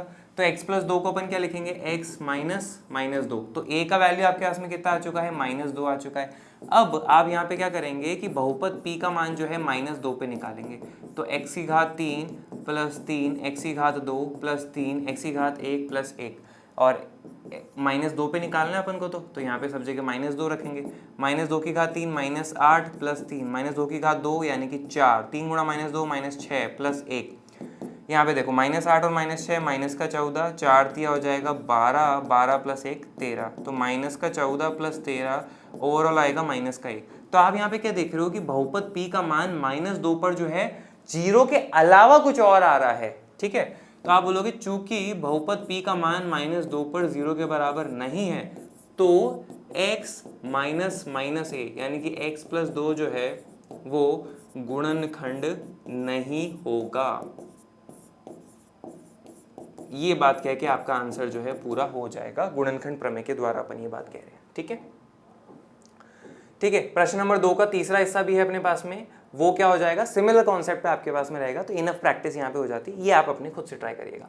अब हम आते हैं प्रश्न नंबर 3 पे। ये अपने पास में अगली वेराइटी है, k का मान ज्ञात कीजिए जबकि निम्नलिखित स्थितियों में से प्रत्येक स्थिति में x - 1 px का एक गुणनखंड हो। तो दो बातें कही थी गुणनखंड प्रमेय में, यदि pa बराबर 0 हो तो x - a गुणनखंड होगा, और अगर x - a गुणनखंड है तो pa जो है किसके बराबर आ जाएगा, 0 के बराबर आ जाएगा। ये बात अपन ने पढ़ी थी। तो क्वेश्चन दे रहा है कि गुणनखंड है, तो यानी कि pa बराबर 0 होगा। तो आप यहाँ पे पहले वाले हिस्से को जब सॉल्व करेंगे तो आप यहाँ पे क्या बोलेंगे कि कंपेयर कर ही लिया होगा, x की जगह x है, माइनस की जगह माइनस है, a की जगह 1 है, तो ये गुणनखंड है। तो ऐसे में आप क्या बोलोगे, बहुपद p का मान 1 पर जो है किसके बराबर आएगा, 0 के। तो चलिए अगले स्टेप पे करते हैं। x⁵2 plus x⁵1 plus k बराबर 0, और x की घात रखनी है 1, 1 की घात 2 हो जाएगा 1 प्लस 1 प्लस k बराबर 0, 1 और 1 हो जाएगा 2 प्लस k बराबर 0, 2 को उधर ले जाओ तो k का वैल्यू जो है आपके पास में कितना आ जाएगा, -2 आ जाएगा। ये लीजिए आपका फाइनल आंसर आ चुका है। ठीक है, अब यहाँ पे अपन आते हैं इसके दूसरे वाले हिस्से पे। यहाँ पे भी आप ये बोलोगे x - a जो है गुणनखंड देर का है तो pa बराबर 0 है। तो आप यहाँ पे क्या बोलोगे, p a का मान कितना है अपने पास में, 1 पर क्या है, 0 है। अब जरा देखो, 2 गुणा x⁵2 प्लस k गुणा x⁵ 1 प्लस रूट 2 किसके बराबर होगा 0, और किस पे निकालना है 1 पर। आगे देखो 2 गुणा 1 की घात 2 1 ही हो जाएगा, प्लस k प्लस रूट 2 बराबर है किसके 0 के। 2 गुणा 1 होता है 2, k ऐसा का ऐसा, रूट 2 को उधर ले जाओ तो माइनस का रूट 2, और 2 गुणा 1 हो जाएगा प्लस का 2, उसको सीधे हाथ में ले जाओगे तो माइनस का 2। तो ये आपके पास में जो है k का फाइनल आंसर आ जाएगा। ठीक है, लास्ट में अपने पास में वो रूट 2 नहीं आएगा, सिंपल माइनस का 2 ही आएगा। ठीक है, तो ये हो गया अपने पास में। अब आते हैं अपन इसके प्रश्न नंबर 3। ठीक है, ये थोड़ा सा अच्छा है इसलिए मैंने इसके काफ़ी सारे प्रैक्टिस अपने पास में क्वेश्चंस लिए हैं। यहाँ पे भी आपको वही करना रहेगा। तो यहाँ पे a का वैल्यू कितना है अपने पास में 1 है, तो आप यहाँ पे क्या बोलोगे p 1 पर कितना हो जाएगा 0, तो p का मान जो है आपके पास में आ जाएगा कितना, यहाँ पे रख देंगे। ठीक है, तो k गुणा x की घात 2 माइनस का रूट 2 x प्लस 1 किसके बराबर होगा 0, a का वैल्यू कितना है 1, k गुणा 1 की घात 2 सिंपल k आ जाएगा, माइनस का रूट 2 प्लस का 1 बराबर 0, तो k बराबर क्या आ जाएगा, माइनस के रूट 2 को उधर तो प्लस का रूट 2, प्लस के 1 को उधर तो माइनस का 1, ये आ जाएगा।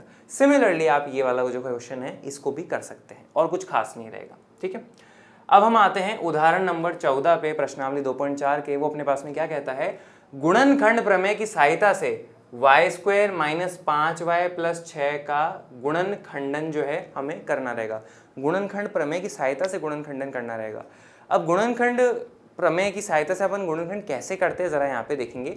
सबसे पहले आप यहाँ पे देखिए कि अपने पास में जो भी बहुपद दे रखा है ना वो स्टैंडर्ड फॉर्मेट में होना चाहिए। ठीक है, इसका मतलब ये कि सबसे अधिक घात वाला जो पद है वो सबसे पहले, फिर छोटा ये होना चाहिए। आप यहाँ पे देख रहे हो कि अपने पास में अचर पद क्या है, +6 है। ठीक है, तो 6 के आपके पास में जो गुणनखंड है वो क्या क्या हो जाते हैं, 6 का आपके पास में 1 हो जाता है, ठीक है, 2 हो जाता है और 3 हो जाता है, ये उसकी गुणनखंड हो जाते हैं। तो ये तो अपन ने प्लस में लिखे, माइनस में भी गुणनखंड हो जाएंगे, तो plus minus plus minus plus minus ये आपके पास में हो जाएगा। ठीक है, अब आप यहाँ पे क्या करिए, इसका नामकरण भी कर लीजिए कि पी वाई बराबर हो जाएगा Y square minus 5y plus 6। हमें तो क्या करना है, गुणनखंड करना है, यानी कि इसको क्या करना है, गुणा के रूप में लिखना है, इसको तोड़ के गुणा के रूप में लिखना है।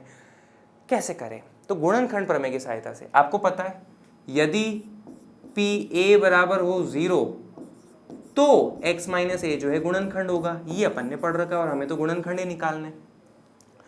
तो यहाँ पे आप क्या करेंगे, ये जो अपन ने 1 plus minus 1 plus minus 2 plus minus 3 निकाला है ना, ये रख रख के देखेंगे इस बहुपद में जिस वैल्यू पर +1 पे या -1 पे +2 पे -2 पे अगर आपके पास में बहुपद का मान 0 आ जाए तो आप कहोगे कि x माइनस ए जो है उसका गुणनखंड है। और हमारे पास में ये क्या है, एक द्विघात बहुपद है, तो द्विघात बहुपद के कितने गुणनखंड होने वाले हैं, 2 होने वाले हैं। तो चलिए करते हैं। सबसे पहले अपन क्या करेंगे, +1 पे चेक करते हैं, तो y बराबर 1 पर, तो आप यहाँ पे बोलोगे p1 बराबर 1 की घात 2 minus 5y plus 6, 1 minus 5 plus 6, 6 और 1 हो जाएगा 7 माइनस 5 यानी कि 2। तो आप क्या देख रहे हो कि p1 बराबर 2, मतलब y बराबर 1 पर आपके पास में बहुपद का मान 0 के अलावा कुछ और आ रहा है, तो ऐसे में y माइनस 1 जो है गुणनखंड नहीं होगा। ठीक है, अब y बराबर -1 पे अपन चेक करते हैं, तो देखो आपके पास में क्या हो जाएगा। ठीक है, y बराबर -1 पे चेक करोगे तो आपके पास में क्या हो जाएगा, p -1 बराबर है किसके, y की घात 2 माइनस 5y माइनस 1 प्लस 6। अब यहाँ पे जरा एक चीज गौर करना, -1 की घात 2 हो जाएगा 1, -5 गुणा -1 हो जाएगा प्लस का 5 प्लस 6, यहाँ तो सब कुछ ही प्लस में बदल गया। तो आप देखोगे 6 5 11 11 और 1 12, यानी कि अगर आपके पास में नेगेटिव वैल्यू रखते हो तो कोई फायदा नहीं है, क्योंकि 0 तो वो कभी आना ही नहीं है, सब कुछ जुड़ने लग जाएगा। तो हम क्या करेंगे, सिर्फ धनात्मक वैल्यूज ही लेने वाले हैं। अब धनात्मक वैल्यूज जो है अपन अगले क्या लेने वाले हैं, अगली वैल्यूज जो अपन लेंगे वो अपने पास में क्या हो जाएगा, +2 और +3 ही बच रहा है, तो उन्हीं को अपन ट्राई कर लेते हैं। ठीक है, तो चलिए करके देखते हैं। इस बार हम क्या करेंगे, y बराबर 2 पे ट्राई करेंगे। देयरफॉर बहुपद p का मान 2 पर आपके पास में कितना आ जाएगा, y की घात 2 माइनस 5y प्लस 6, तो यहाँ पे 2, यहाँ पर भी 2, 2 की घात 2 4 माइनस 10 प्लस 6, 6 4 10 माइनस 10 यानी कि 0। तो बहुपद p का मान 2 पर 0 आ रहा है, p a बराबर 0, तो x माइनस a क्या होता है, गुणनखंड। देयरफॉर आप क्या बोलोगे कि अब यहाँ पे x नहीं ऑब्वियसली y है, तो y में बातें करोगे। देयरफॉर y माइनस 2 जो है गुणनखंड है। तो आपको यही तो करना था, गुणनखंड ही तो प्राप्त करने थे। एक तो अपन ने निकाल लिया। अब आप क्या करिए, y बराबर 3 पे करिए, तो देयरफॉर क्या हो जाएगा अपने पास में P3 बराबर x y की घात 2, ठीक है, y की घात 2 माइनस 5y प्लस 6, तो y की घात 3 मतलब y की वैल्यू 3 रखो सब जगह, 3 की घात 2 9, 5 थी 15 प्लस 6, 9 6 15 माइनस 15 जो कि आ जाएगा 0। तो p 3 पर, p बहुपद p का मान 3 पर क्या आ रहा है 0, तो आप क्या बोलोगे, यदि p a बराबर 0 तो y माइनस ए गुणनखंड होगा, तो y माइनस 3 जो है वो गुणनखंड हो जाएगा। अब आपको पता है कि ये अपने पास में द्विघाती बहुपद है, इसके अधिकतम कितने गुणनखंड हो सकते हैं, 2। तो ऐसे में आप क्या बोलोगे कि आपके पास में ये जो बहुपद दे रखा है P Y square minus 5y plus 6, इसको अपन क्या लिख सकते हैं, इसको हम इन दोनों के गुणनखंड के रूप में लिख सकते हैं y माइनस 2 गुणा y माइनस 3। दो गुणनखंड होने थे, दोनों निकाल लिए, उनका गुणनफल के रूप में हो जाएगा। गुणनखंड का मतलब ये होता है प्रोडक्ट फॉर्म में लिखोगे, गुणा के रूप में लिखोगे, हमने लिख लिया ना y माइनस 2 गुणा y माइनस 3, ये आपके पास में इसका फाइनल आंसर रहेगा। किसकी सहायता से, गुणनखंड प्रमेय की सहायता से। थोड़ा मुश्किल होता है लेकिन अपन कर सकते हैं। अब अपने पास में अगला जो टॉपिक है वो है मध्य पद विभाजन विधि। ये भी काफी ज्यादा काम आता है, बड़ा ही 2 स्टेप का प्रोसेस है और कुछ नहीं है। पहले पद और आखिरी पद को गुणा करें, मान लो कि स्टैंडर्ड फॉर्म में है, उसके बाद बीच वाले पद को इस तरह तोड़ो कि जोड़ने घटाने पर मध्य पद आ जाए और गुणा करने पर पहले और आखिरी पद के गुणनफल के बराबर आ जाए। तो चलिए कैसे होगा, उदाहरण से अपन समझते हैं। प्रश्न 4 का पहला, गुणनखंड ज्ञात करना है अपन को इसका, और ये आपके पास में क्या है, एक द्विघात बहुपद है ना, और मध्य पद विभाजन विधि का प्रयोग करने वाले हैं। तो यहाँ पे आप लिखेंगे 12x स्क्वायर माइनस का 7x प्लस 1, स्टैंडर्ड फॉर्मेट में है। पहला पद क्या है आपके पास में, प्लस 12x स्क्वायर वो लेंगे, आखिरी पद क्या है माइनस का 1, तो माइनस का 12x स्क्वायर आ जाएगा। मध्य पद जो है माइनस का 7x, उसको इस तरह से तोड़ो कि जोड़ने घटाने पर तो वही आ जाए, लेकिन वो जो दो टुकड़े हैं उनका गुणनफल जो है इसके बराबर आना चाहिए। तो कैसे करोगे, तो आप जो है यहाँ पे इसको,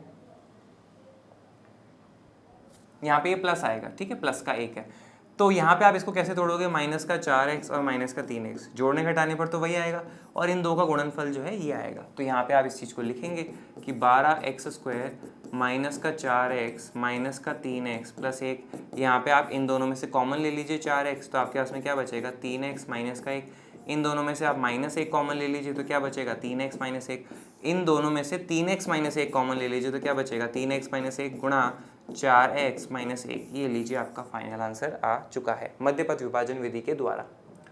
ठीक है, एक और उदाहरण ले लेते हैं अपन। ये है अपने पास में 6x square plus 5x minus 6, तो पहला पद और आखिरी पद का गुणनफल करोगे तो क्या आ जाएगा, प्लस का 6x स्क्वायर माइनस का 6 यानी कि माइनस का 36x स्क्वायर।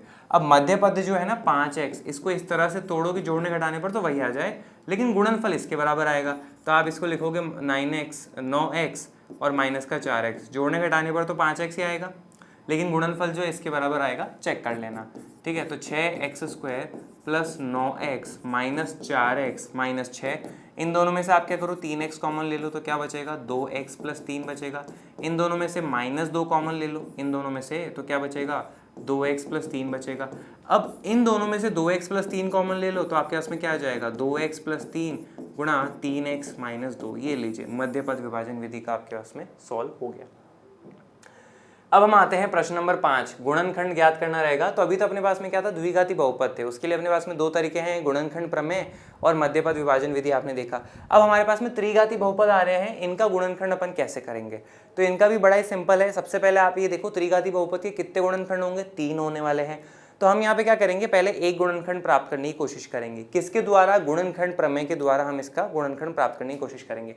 कैसे करेंगे, सबसे पहले देखो अचर पद आपके पास में क्या है, यहाँ पे 5 है ना, 5 के आपके पास में क्या क्या गुणनखंड होते हैं, क्या क्या फैक्टर होते हैं, तो आप बोलोगे एक तो अपने पास में प्लस का 1 होता है तो माइनस का 1 भी हो जाएगा, और प्लस का 5 खुद ही होता है और माइनस का 5 हो जाएगा, यही है इसके फैक्टर। ठीक है, तो हम फैक्टर थ्योरम क्या बोलती है अपने पास में गुणनखंड प्रमेय कि PA बराबर 0 हो तो x माइनस a जो है वो गुणनखंड हो जाएगा, और हमें गुणनखंड ही प्राप्त करना है। अब a के लिए अपन क्या क्या ट्राई करेंगे, ये वाले ट्राई करेंगे, प्लस का 1 माइनस का 1 प्लस का 5 माइनस का 5। तो सबसे पहले अपन क्या करते हैं, प्लस का 1 रख के देखते हैं। ठीक है, और मान लीजिए इस बहुपद का नाम क्या है आपके पास में px हो जाएगा, तो p का मान अपन क्या करते हैं प्लस 1 पे निकालते हैं, तो x की घात 3 माइनस 3 x की घात 2 माइनस 9 माइनस 5। ठीक है, एक एक एक, एक की घात 3 1, -3 -9 -5, यहाँ पे देखो क्या हो जाएगा, -9 और -3 -12 और 5 -17 माइनस का 16 आ जाएगा। जीरो तो नहीं आ रहा, तो अपने पास में ये कोई काम का नहीं है। अब हम क्या करते हैं, -1 पे निकालते हैं, तो आपके पास में क्या आ जाएगा, -1 की घात 3 -3 -1 की घात 2 -9 -1, और यहाँ पे भी आ जाएगा आपके पास में क्या, -5। चलिए अब सॉल्व करो इसको, तो देखो क्या आ जाएगा, -1 की घात 3 -1 -3 ऐसा का ऐसा, -1 की घात 2 +1, ये आ जाएगा +9 -5, -1 -3 -5 और 9, -5 -3 -8 -8 और एक -9 + 9 यानी कि 0। तो P -1 पे जो है बहुपद का मान 0 आ रहा है, तो यदि PA बराबर 0 हो तो x - a गुणनखंड होगा। तो आप यहाँ पे क्या बोलोगे, तो x - a का वैल्यू क्या है, -1, यानी कि x + 1 जो है वो क्या हो जाएगा, गुणनखंड हो जाएगा इस बहुपद का। तो हमने एक गुणनखंड तो जो है यहाँ पे प्राप्त कर लिया है, ठीक है। अब एक गुणनखंड जो है हमें यहाँ पे प्राप्त हो चुका है, तो हमें क्या करना है, बस अगले वाले स्टेप पे जाना है। अगले वाला स्टेप कैसे करेंगे यहाँ पे देखेंगे। सबसे पहले आपको क्या करना है, जो आपके पास में बहुपद है उसको ऐसा कैसे लिख लेना, x³ - 3x² -9x -5। एक स्टेप खाली छोड़ो, तीसरे स्टेप में आपके जो एक गुणनखंड मिला है ना, उसको आप क्या करेंगे, 3 बार लिख लेंगे, x + 1 x + 1 और x + 1। अब यहाँ पे x + 1 को किससे गुणा करेंगे, x³ मिल जाएगा तो x² से करेंगे, तो x² गुणा x हो जाएगा x³, x² को 1 से गुणा करेंगे प्लस x² आ जाएगा। अब ओवरऑल -3x² लाना है, तो इसको हम किससे गुणा करेंगे, अपने पास में ओवरऑल -3x² आ जाए यहाँ पे, तो आप यहाँ पे लिखेंगे -4x से, तो देखो क्या आ जाएगा, -4x²। इसको सॉल्व करोगे तो ओवरऑल ये आ रहा है, -4x को +1 से करोगे तो -4x आ जाएगा। ओवरऑल -9x लाना था, तो यहाँ पे -5 से गुणा करो तो -5x। ओवरऑल देखो -9x आ रहा है, -5 को 1 से गुणा करोगे तो -5 आ जाएगा। अब इन सब में क्या कॉमन आ रहा है आपके पास में, x + 1 आ रहा है, यहाँ से क्या बचा x², यहाँ से क्या बचा -4x, यहाँ पे क्या बचेगा -5। अब ये वाला जो आपके पास में द्विघाती बहुपद है, इसका मध्यपद विभाजन विधि के द्वारा आप जो है फैक्टराइज कर लीजिए, गुणनखंड कर लीजिए, ठीक है। तो पहला पद और आखिरी पद का गुणनफल क्या आएगा, -5x² आएगा। मध्य पद क्या है, -4x। इसको अपन तोड़ेंगे पता है कैसे, -5x और +x अपना काम हो जाएगा, तो x² -5x,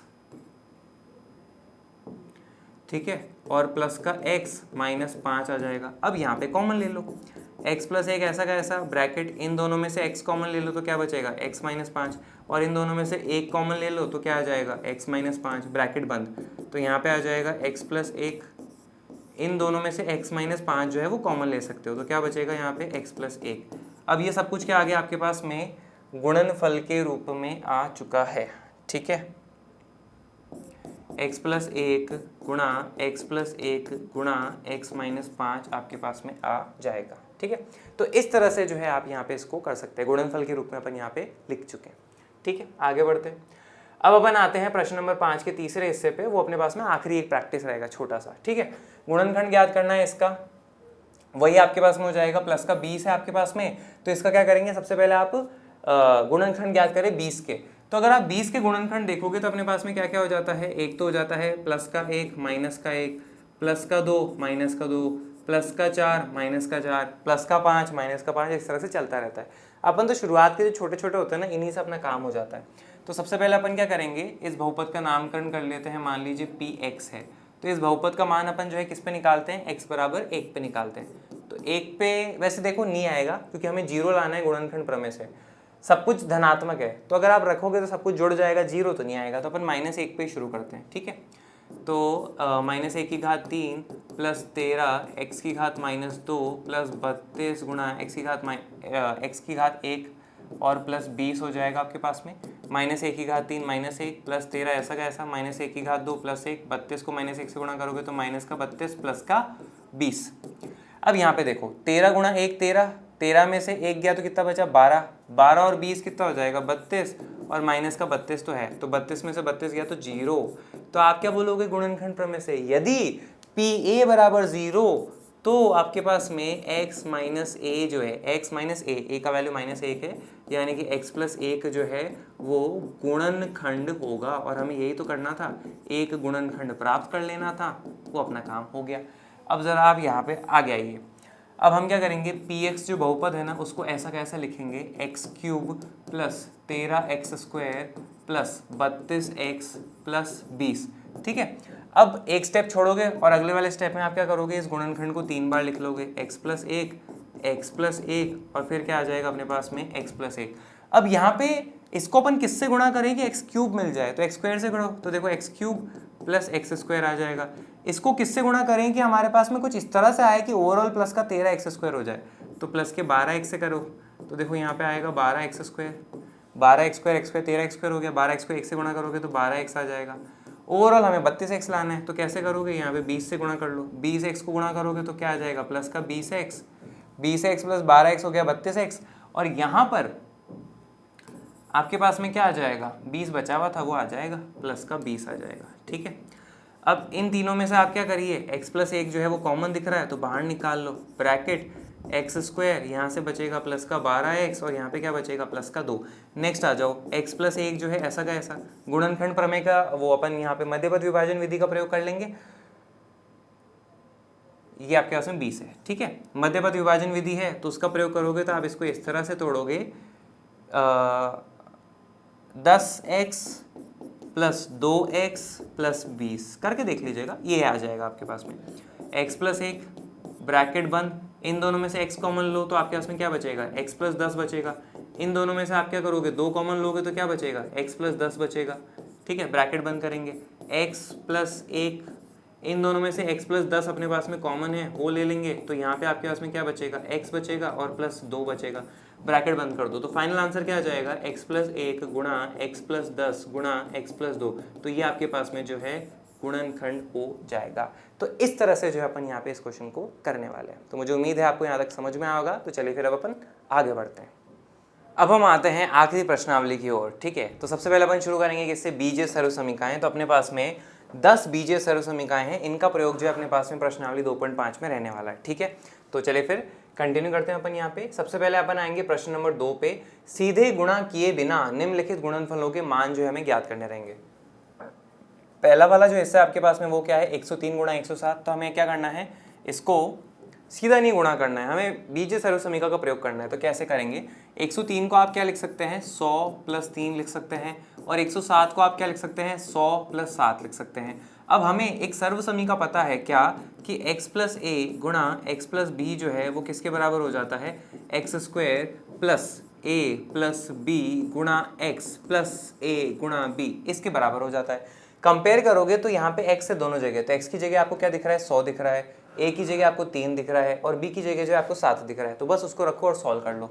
तो यहाँ पे आप क्या करोगे, x की घात 2 प्लस a प्लस b गुणा x का वैल्यू प्लस a गुणा b का वैल्यू। x का वैल्यू आपके पास में 100 हो जाएगा, a का वैल्यू 3 हो जाएगा, b का वैल्यू 7 हो जाएगा आपके पास में।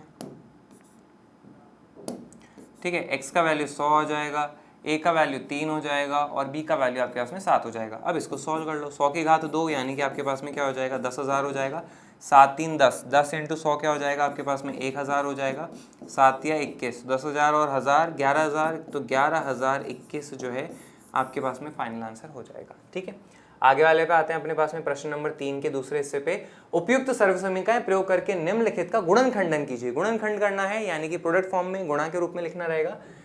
ठीक है, तो यहाँ पे आप देखिए कैसे करेंगे अपन।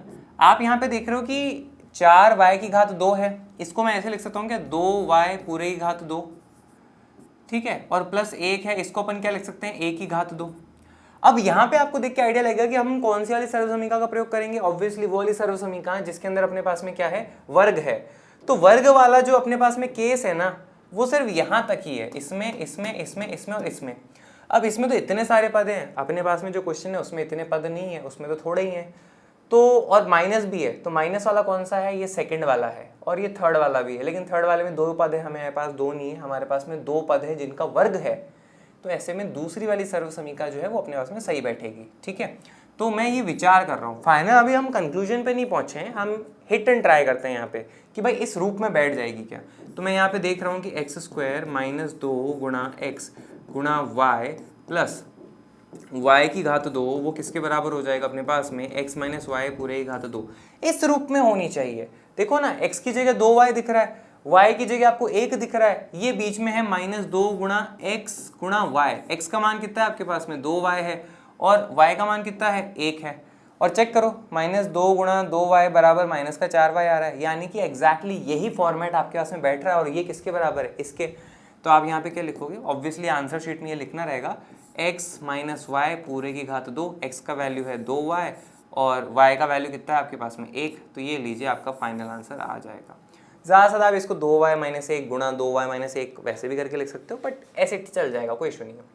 अब हम आते हैं प्रश्न नंबर 3 के तीसरे हिस्से पे। यहाँ पे क्या कह रहा है, उपयुक्त सर्वसमीकरण प्रयोग करके निम्नलिखित का गुणनखंड कीजिए। ठीक है, हमें गुणनखंड ही करना रहेगा, ये है। तो यहाँ पे आप देखो x की घात 2 माइनस वाई स्क्वायर बटे में 100 है, इसको हम क्या लिख सकते हैं y बटे में 10 पूरे की घात 2 जो है आपके पास में आ जाएगा। अब इसका अपन कैसे प्रयोग करने वाले हैं जरा यहाँ पे देखेंगे। अब यहाँ पे देखिए अपने पास में एक सर्वसमीकरण है, क्या x की घात 2 माइनस वाई की घात 2 किसके बराबर होता है, x प्लस वाई गुणा x माइनस वाई, इसके बराबर होता है। ये वाला फॉर्मेट आपको एग्जैक्टली दिख रहा है, x की जगह x है लेकिन y की जगह y बटा 10 है, तो ये रूप है, इसके बराबर हो जाएगा।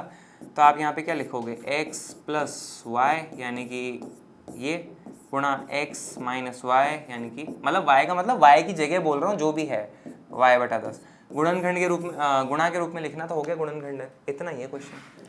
आगे आते हैं प्रश्न नंबर 4। क्या लिखा है, उपयुक्त सर्वसमीकरणों का प्रयोग करके इसमें से इसका प्रसार करना है। ठीक है, तो प्रसार करना है और आपके पास में देखो क्या लिखा है, a 1/4 गुणा a यानी कि a गुणा 1 यानी कि a बटा 4, b गुणा 1 यानी कि b बटा 2 प्लस 1 और पूरे का क्या हो जाएगा वर्ग। तो आप यहाँ पे देख रहे हो एक तो वर्ग है, तो वर्ग वाली जो 5 सर्वसमीकरण हैं उनमें से कौन होना चाहिए।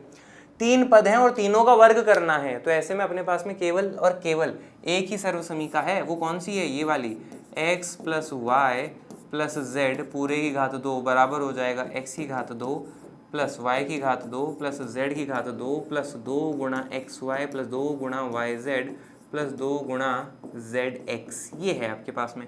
अब आप यहाँ पे बोलोगे सर यहाँ तो सब कुछ प्लस में है, अपने यहाँ पे तो माइनस में भी है, तो इसका भी इलाज है। ये देखो, क्या मैं इसको ऐसे नहीं लिख सकता, a बटा 4 प्लस माइनस का b बटा 2 प्लस 1 पूरे की घात 2।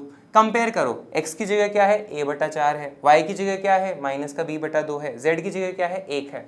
ये वाला रूप है, इसके बराबर हो जाएगा। अब आप इसको सॉल्व कर लीजिए, तो क्या आ जाएगा, x की घात 2 प्लस y की घात 2 प्लस z की घात 2 प्लस 2 गुणा x गुणा y प्लस 2 गुणा y गुणा z प्लस 2 गुणा z गुणा x। x का मान है a बटा 4, b का मान है मतलब y का मान है माइनस b बटा 2, z का मान है 1। x का मान है a बटा 4, b और y का मान है माइनस का b बटा 2, y का मान है माइनस b बटा 2, z का मान है 2yz है ना, z का मान 1 हो जाएगा। x का मान आपके पास में a बटा 4 और x का मान तो लिख लिया, z का मान हो जाएगा 1, ये लिख लो। अब यहाँ पे देखो a बटा 4 पूरी घात 2, तो a वर्ग आ जाएगा और नीचे 4 का वर्ग 16 हो जाएगा, माइनस b का वर्ग b स्क्वायर हो जाएगा, 2 का वर्ग 4 हो जाएगा, 1 का तो 1 ही हो जाएगा, 2 से 2 जो है कैंसिल हो जाएगा। तो ये क्या आ जाएगा आपके पास में, प्लस का a माइनस का b, तो माइनस ए बी बटे में 4, 2 से 2 जो है वो कट जाएगा, तो माइनस का b गुणा 1 माइनस का b और नीचे 1 आ जाएगा, 2 एकम 2, 2 दूनी 4, तो प्लस का a बटा 2 आ जाएगा। तो ये आपके पास में जो है इसका फाइनल आंसर रहेगा। ठीक है, इस तरह से है। आगे आते हैं प्रश्न नंबर 5 के दूसरे पे। क्या लिखा है, इसका गुणनखंड करना है। ठीक है, गुणा के रूप में लिखना है, सर्वसमीकरण का प्रयोग ही करना होगा। कैसे करेंगे, आप यहाँ पे देखिए कि बहुत सारे पद हैं और वर्ग में है। ठीक है, अब वर्ग की तो 5 ही सर्वसमीकरण हैं और उनमें सबसे ज्यादा इतने सारे पद जो है किस वाली में होते हैं, x plus Y plus Z पूरे की घात 2 वाली में होते हैं। तो सबसे पहले आप यहाँ पे क्या करिए, इसको इस तरह से लिखिए कि 2x का वर्ग है, तो ये किसका स्क्वायर करने पे किसका वर्ग रहा होगा। तो आप यहाँ पे बोलोगे √2x का वर्ग करोगे ना तो आपके पास में ये आएगा, सिर्फ y का वर्ग करोगे ना तो आपके पास में ये आएगा, 2√2z का वर्ग करोगे ना तो आपके पास में ये आएगा। ठीक है, और हमें आइडिया तो लग ही चुका है, x plus Y plus Z whole square वाली यूज़ कर रहे हैं, तो X square plus Y square plus Z square plus 2 गुणा एक्स गुणा वाई प्लस 2 गुणा वाई गुणा जेड प्लस 2 गुणा जेड गुणा एक्स। अब x का वैल्यू जो है अपन ने कंपेयर किया, तो अब हाँ यहाँ पे माइनस भी है, अपन कैसे आइडेंटिफाई करें कि इनमें से कौन सा पद माइनस होगा? तो आप तो यहाँ पे देखिए कॉमन क्या है, x जो है दोनों जगह कॉमन है ना, जो भी दो माइनस वाले हैं ना उनमें दोनों में x कॉमन है। x किस में? इसमें, यानी कि ये वाला माइनस में होगा, ठीक है। तो यहाँ पे आ जाएगा माइनस का रूट 2x, y का वैल्यू क्या है? y है। फिर आ जाएगा yz, तो y आ जाएगा और z है 2√2z। फिर आ जाएगा xz, तो x का वैल्यू है माइनस का √2x और z का वैल्यू कितना है? 2√2z। ये हो जाएगा। अब चलिए सॉल्व कर लेते हैं। -√2x पूरे का वर्ग, तो -√2 का वर्ग करोगे तो नहीं, अपन को तो वर्ग थोड़ा ना करना है।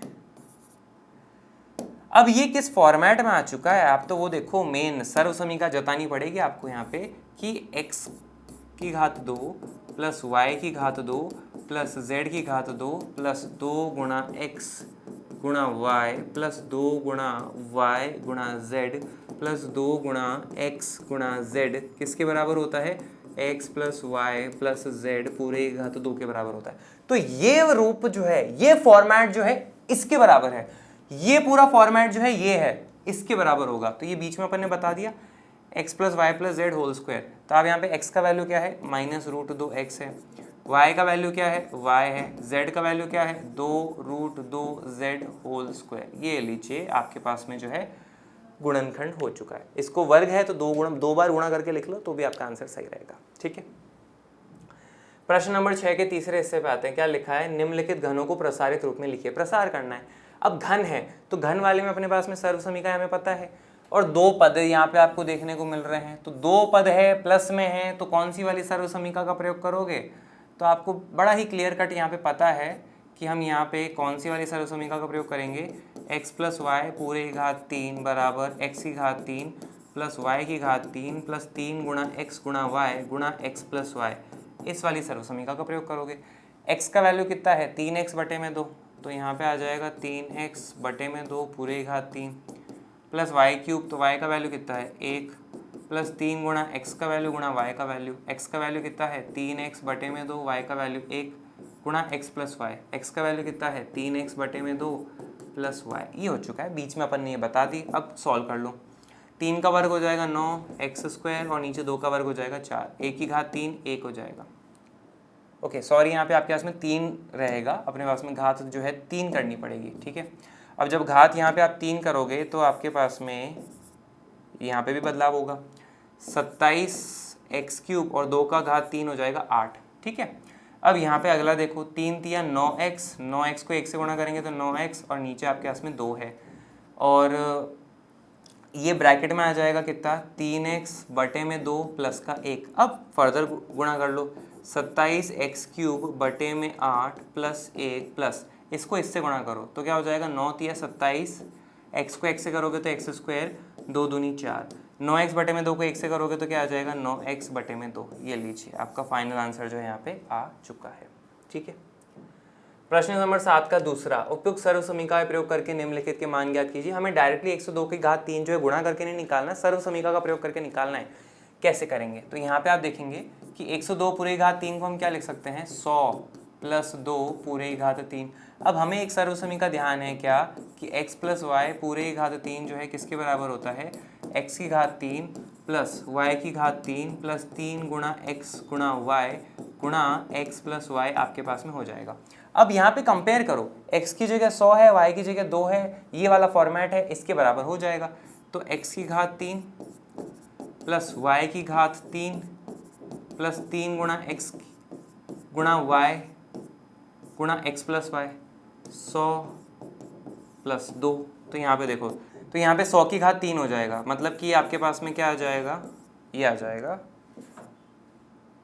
ठीक है, 10 लाख आपके पास में आ जाएगा। फिर यहाँ पे आप देखिए 2 की घात 3 हो जाएगा 8, 3 दूनी 6, 6 गुणा 100 हो जाएगा कितना? 600। 100 में 2 जोड़ोगे तो क्या आ जाएगा? 102, ठीक है।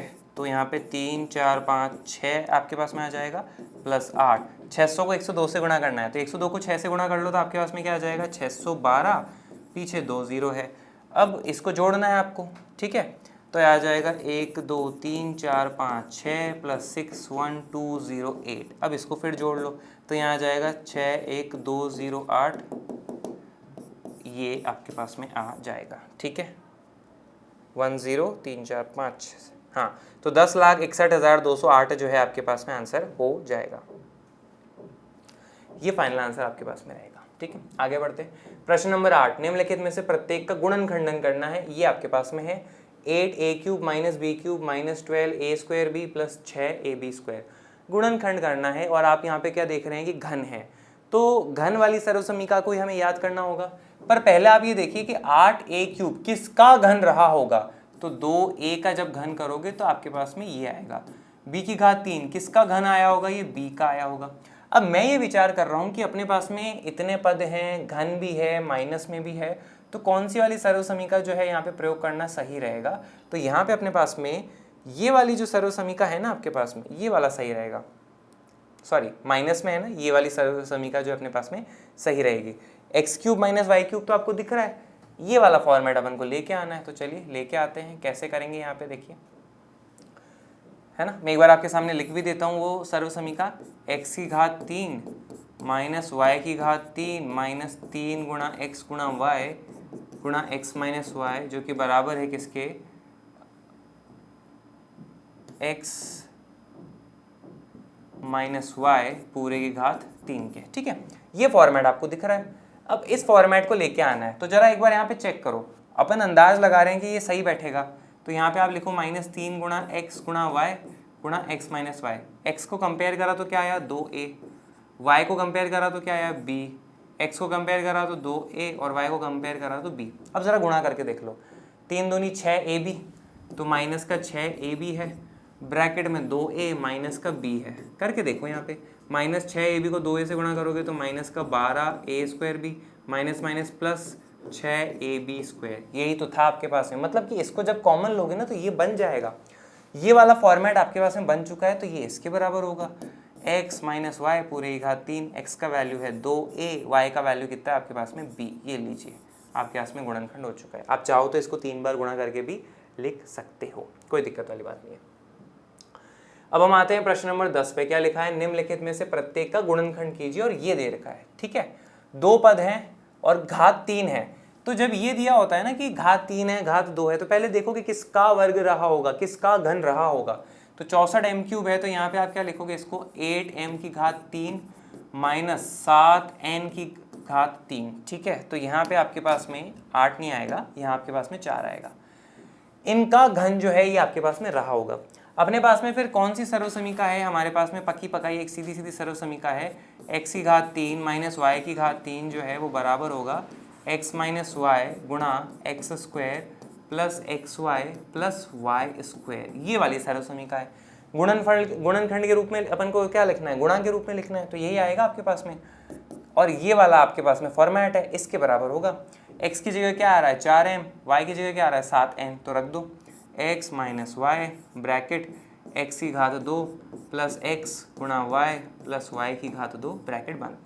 x की जगह क्या आ जाएगा 4m आ जाएगा, y की जगह क्या आ जाएगा 7n आ जाएगा, x की जगह 4m आ जाएगा, 4m आ जाएगा, y की जगह 7n आ जाएगा, फिर ये 7n आ जाएगा। अब सॉल्व कर लो, 4m माइनस 7n 16m², 7 चौक 28 mn 49n², ये आपके पास में आ जाएगा। ठीक है, तो ये आपको क्या लिखना था, गुणनखंडन करना था, प्रोडक्ट फॉर्म में लिखना था, ये आपके पास में तरीका है।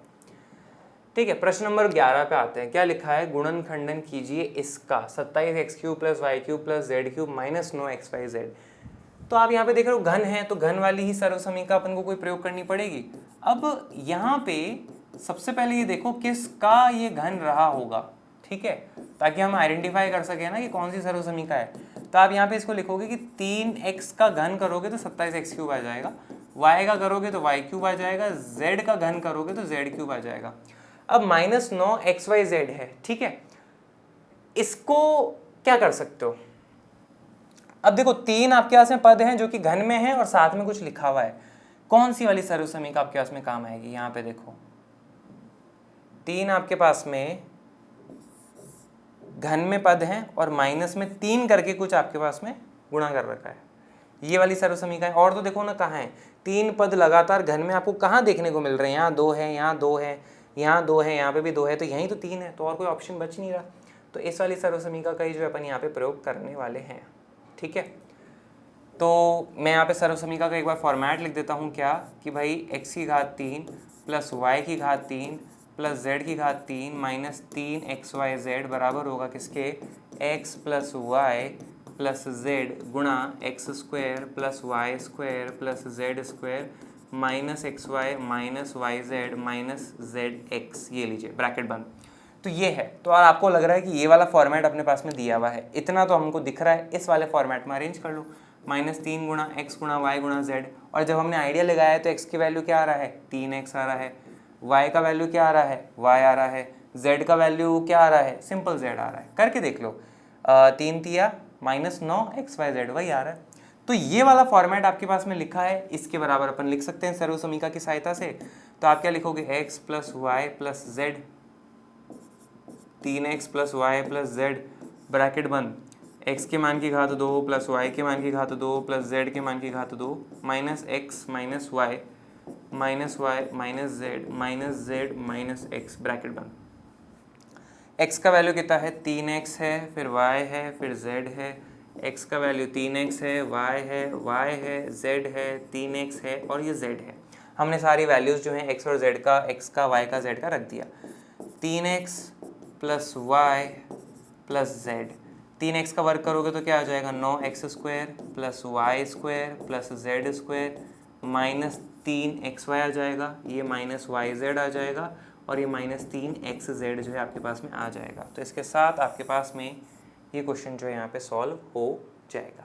ठीक है, आगे आते हैं अपन प्रश्न नंबर 13 पे। वो क्या लिखा है, यदि x plus Y plus Z बराबर 0 है तो दिखाइए कि X cube plus Y cube plus Z cube जो है इसके बराबर है।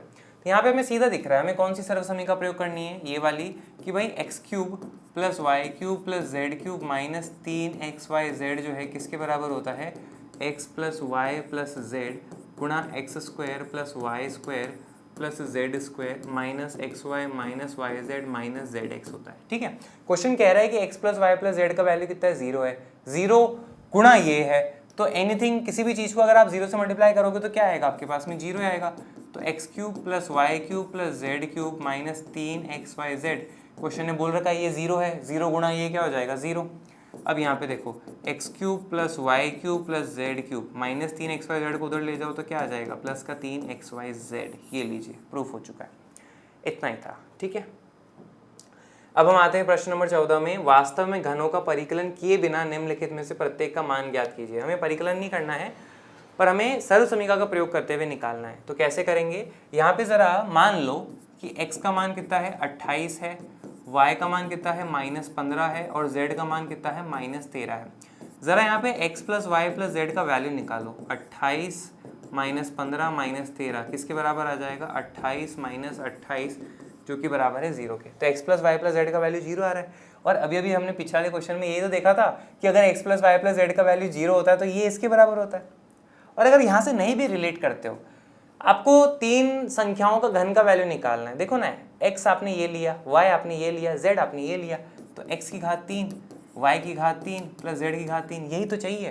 तो आप यहाँ पे क्या बोलोगे, चूंकि हम जानते हैं सर्वसमीका है x cube plus Y cube plus Z cube minus 3xyz बराबर है x plus Y plus z गुणा x square plus Y square plus Z square minus x y minus y z minus z x.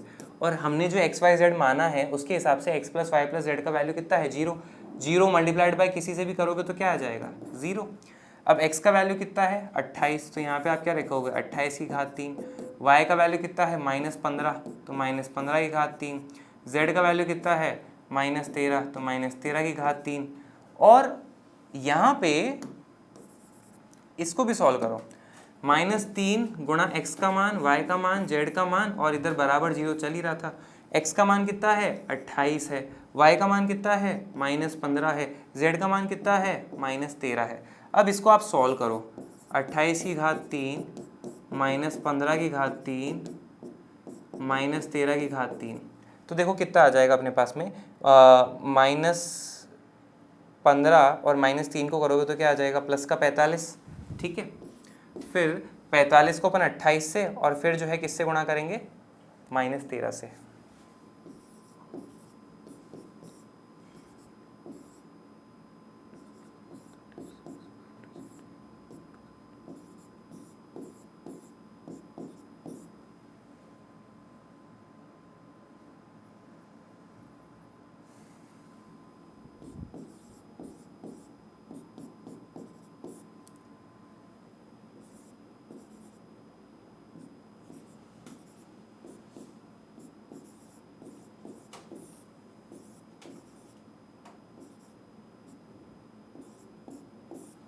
ठीक है, तो final answer आपके पास में आएगा -16,380 जो कि बराबर है किसके, 0 के।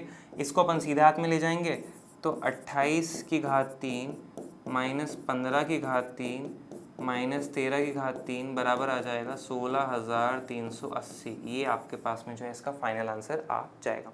इस तरह से अपन जो है इस क्वेश्चन को करने वाले हैं। ठीक है, अब हम आते हैं प्रश्न नंबर 15 पे। क्या लिखा है, नीचे दिए गए आयतों जिनमें उनके क्षेत्रफल दिए गए में से प्रत्येक की लंबाई और चौड़ाई के लिए संभव व्यंजक दीजिए। आयत का क्षेत्रफल क्या होता है अपने पास में, लंबाई गुणा चौड़ाई, और लंबाई गुणा चौड़ाई का मान आपको दे रखा है और आपको लंबाई और चौड़ाई के बारे में सोचना है। आप यहाँ पे देखोगे ये अपने पास में क्या है, एक द्विघात बहुपद है। द्विघात बहुपद का अपन क्या कर सकते हैं, मध्यपद विभाजन विधि के द्वारा गुणनखंड कर सकते हैं, क्योंकि हमें क्या करना है, क्षेत्रफल होता है लंबाई गुणा चौड़ाई, तो हमें उसको गुणा के रूप में लिखना है, यानी कि गुणनखंड करना है। तो चलिए यहाँ पे करते हैं। पहले पद और आखिरी पद को गुणनफल करोगे तो आपके पास में क्या आ जाएगा, 300a² आ जाएगा। मध्य पद जो है -35a है ना। तो इसको अपन किस तरह से तोड़े कि अपना काम हो जाए, तो यहाँ पे आप क्या कर सकते हो,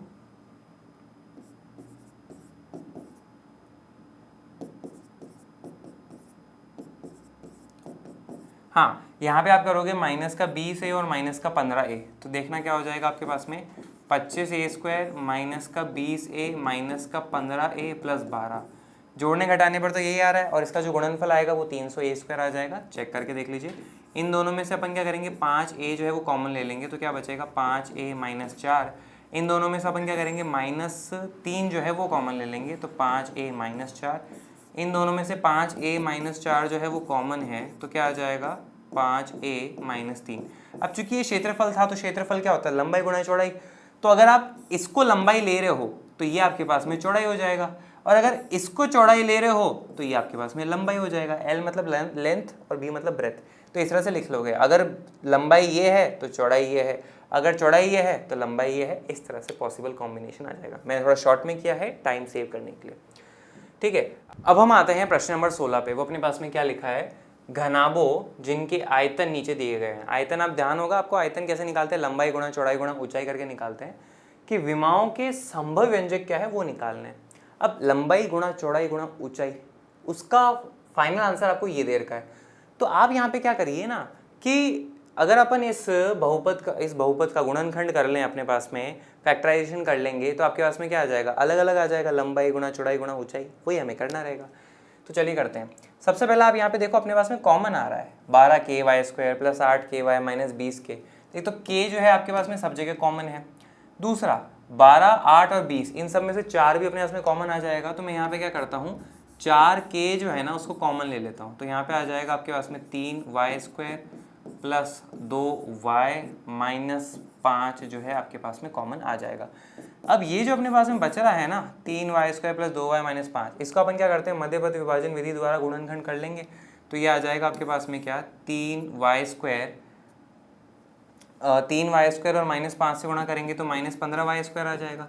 मध्यपद आपके पास में प्लस का 2y है। इसको अपन किस तरह से तोड़ें कि आपके पास में -15y² आ जाए इसके टुकड़ों के गुणनफल का। ठीक है, तो 5y और -3y करके कर लो तो आ जाएगा आपके पास में, तो प्लस का 5y -3y माइनस का 5, 4k ऐसा का ऐसा हो जाएगा। इन दोनों में से y जो है वो कॉमन हो जाएगा, तो 3y + 5।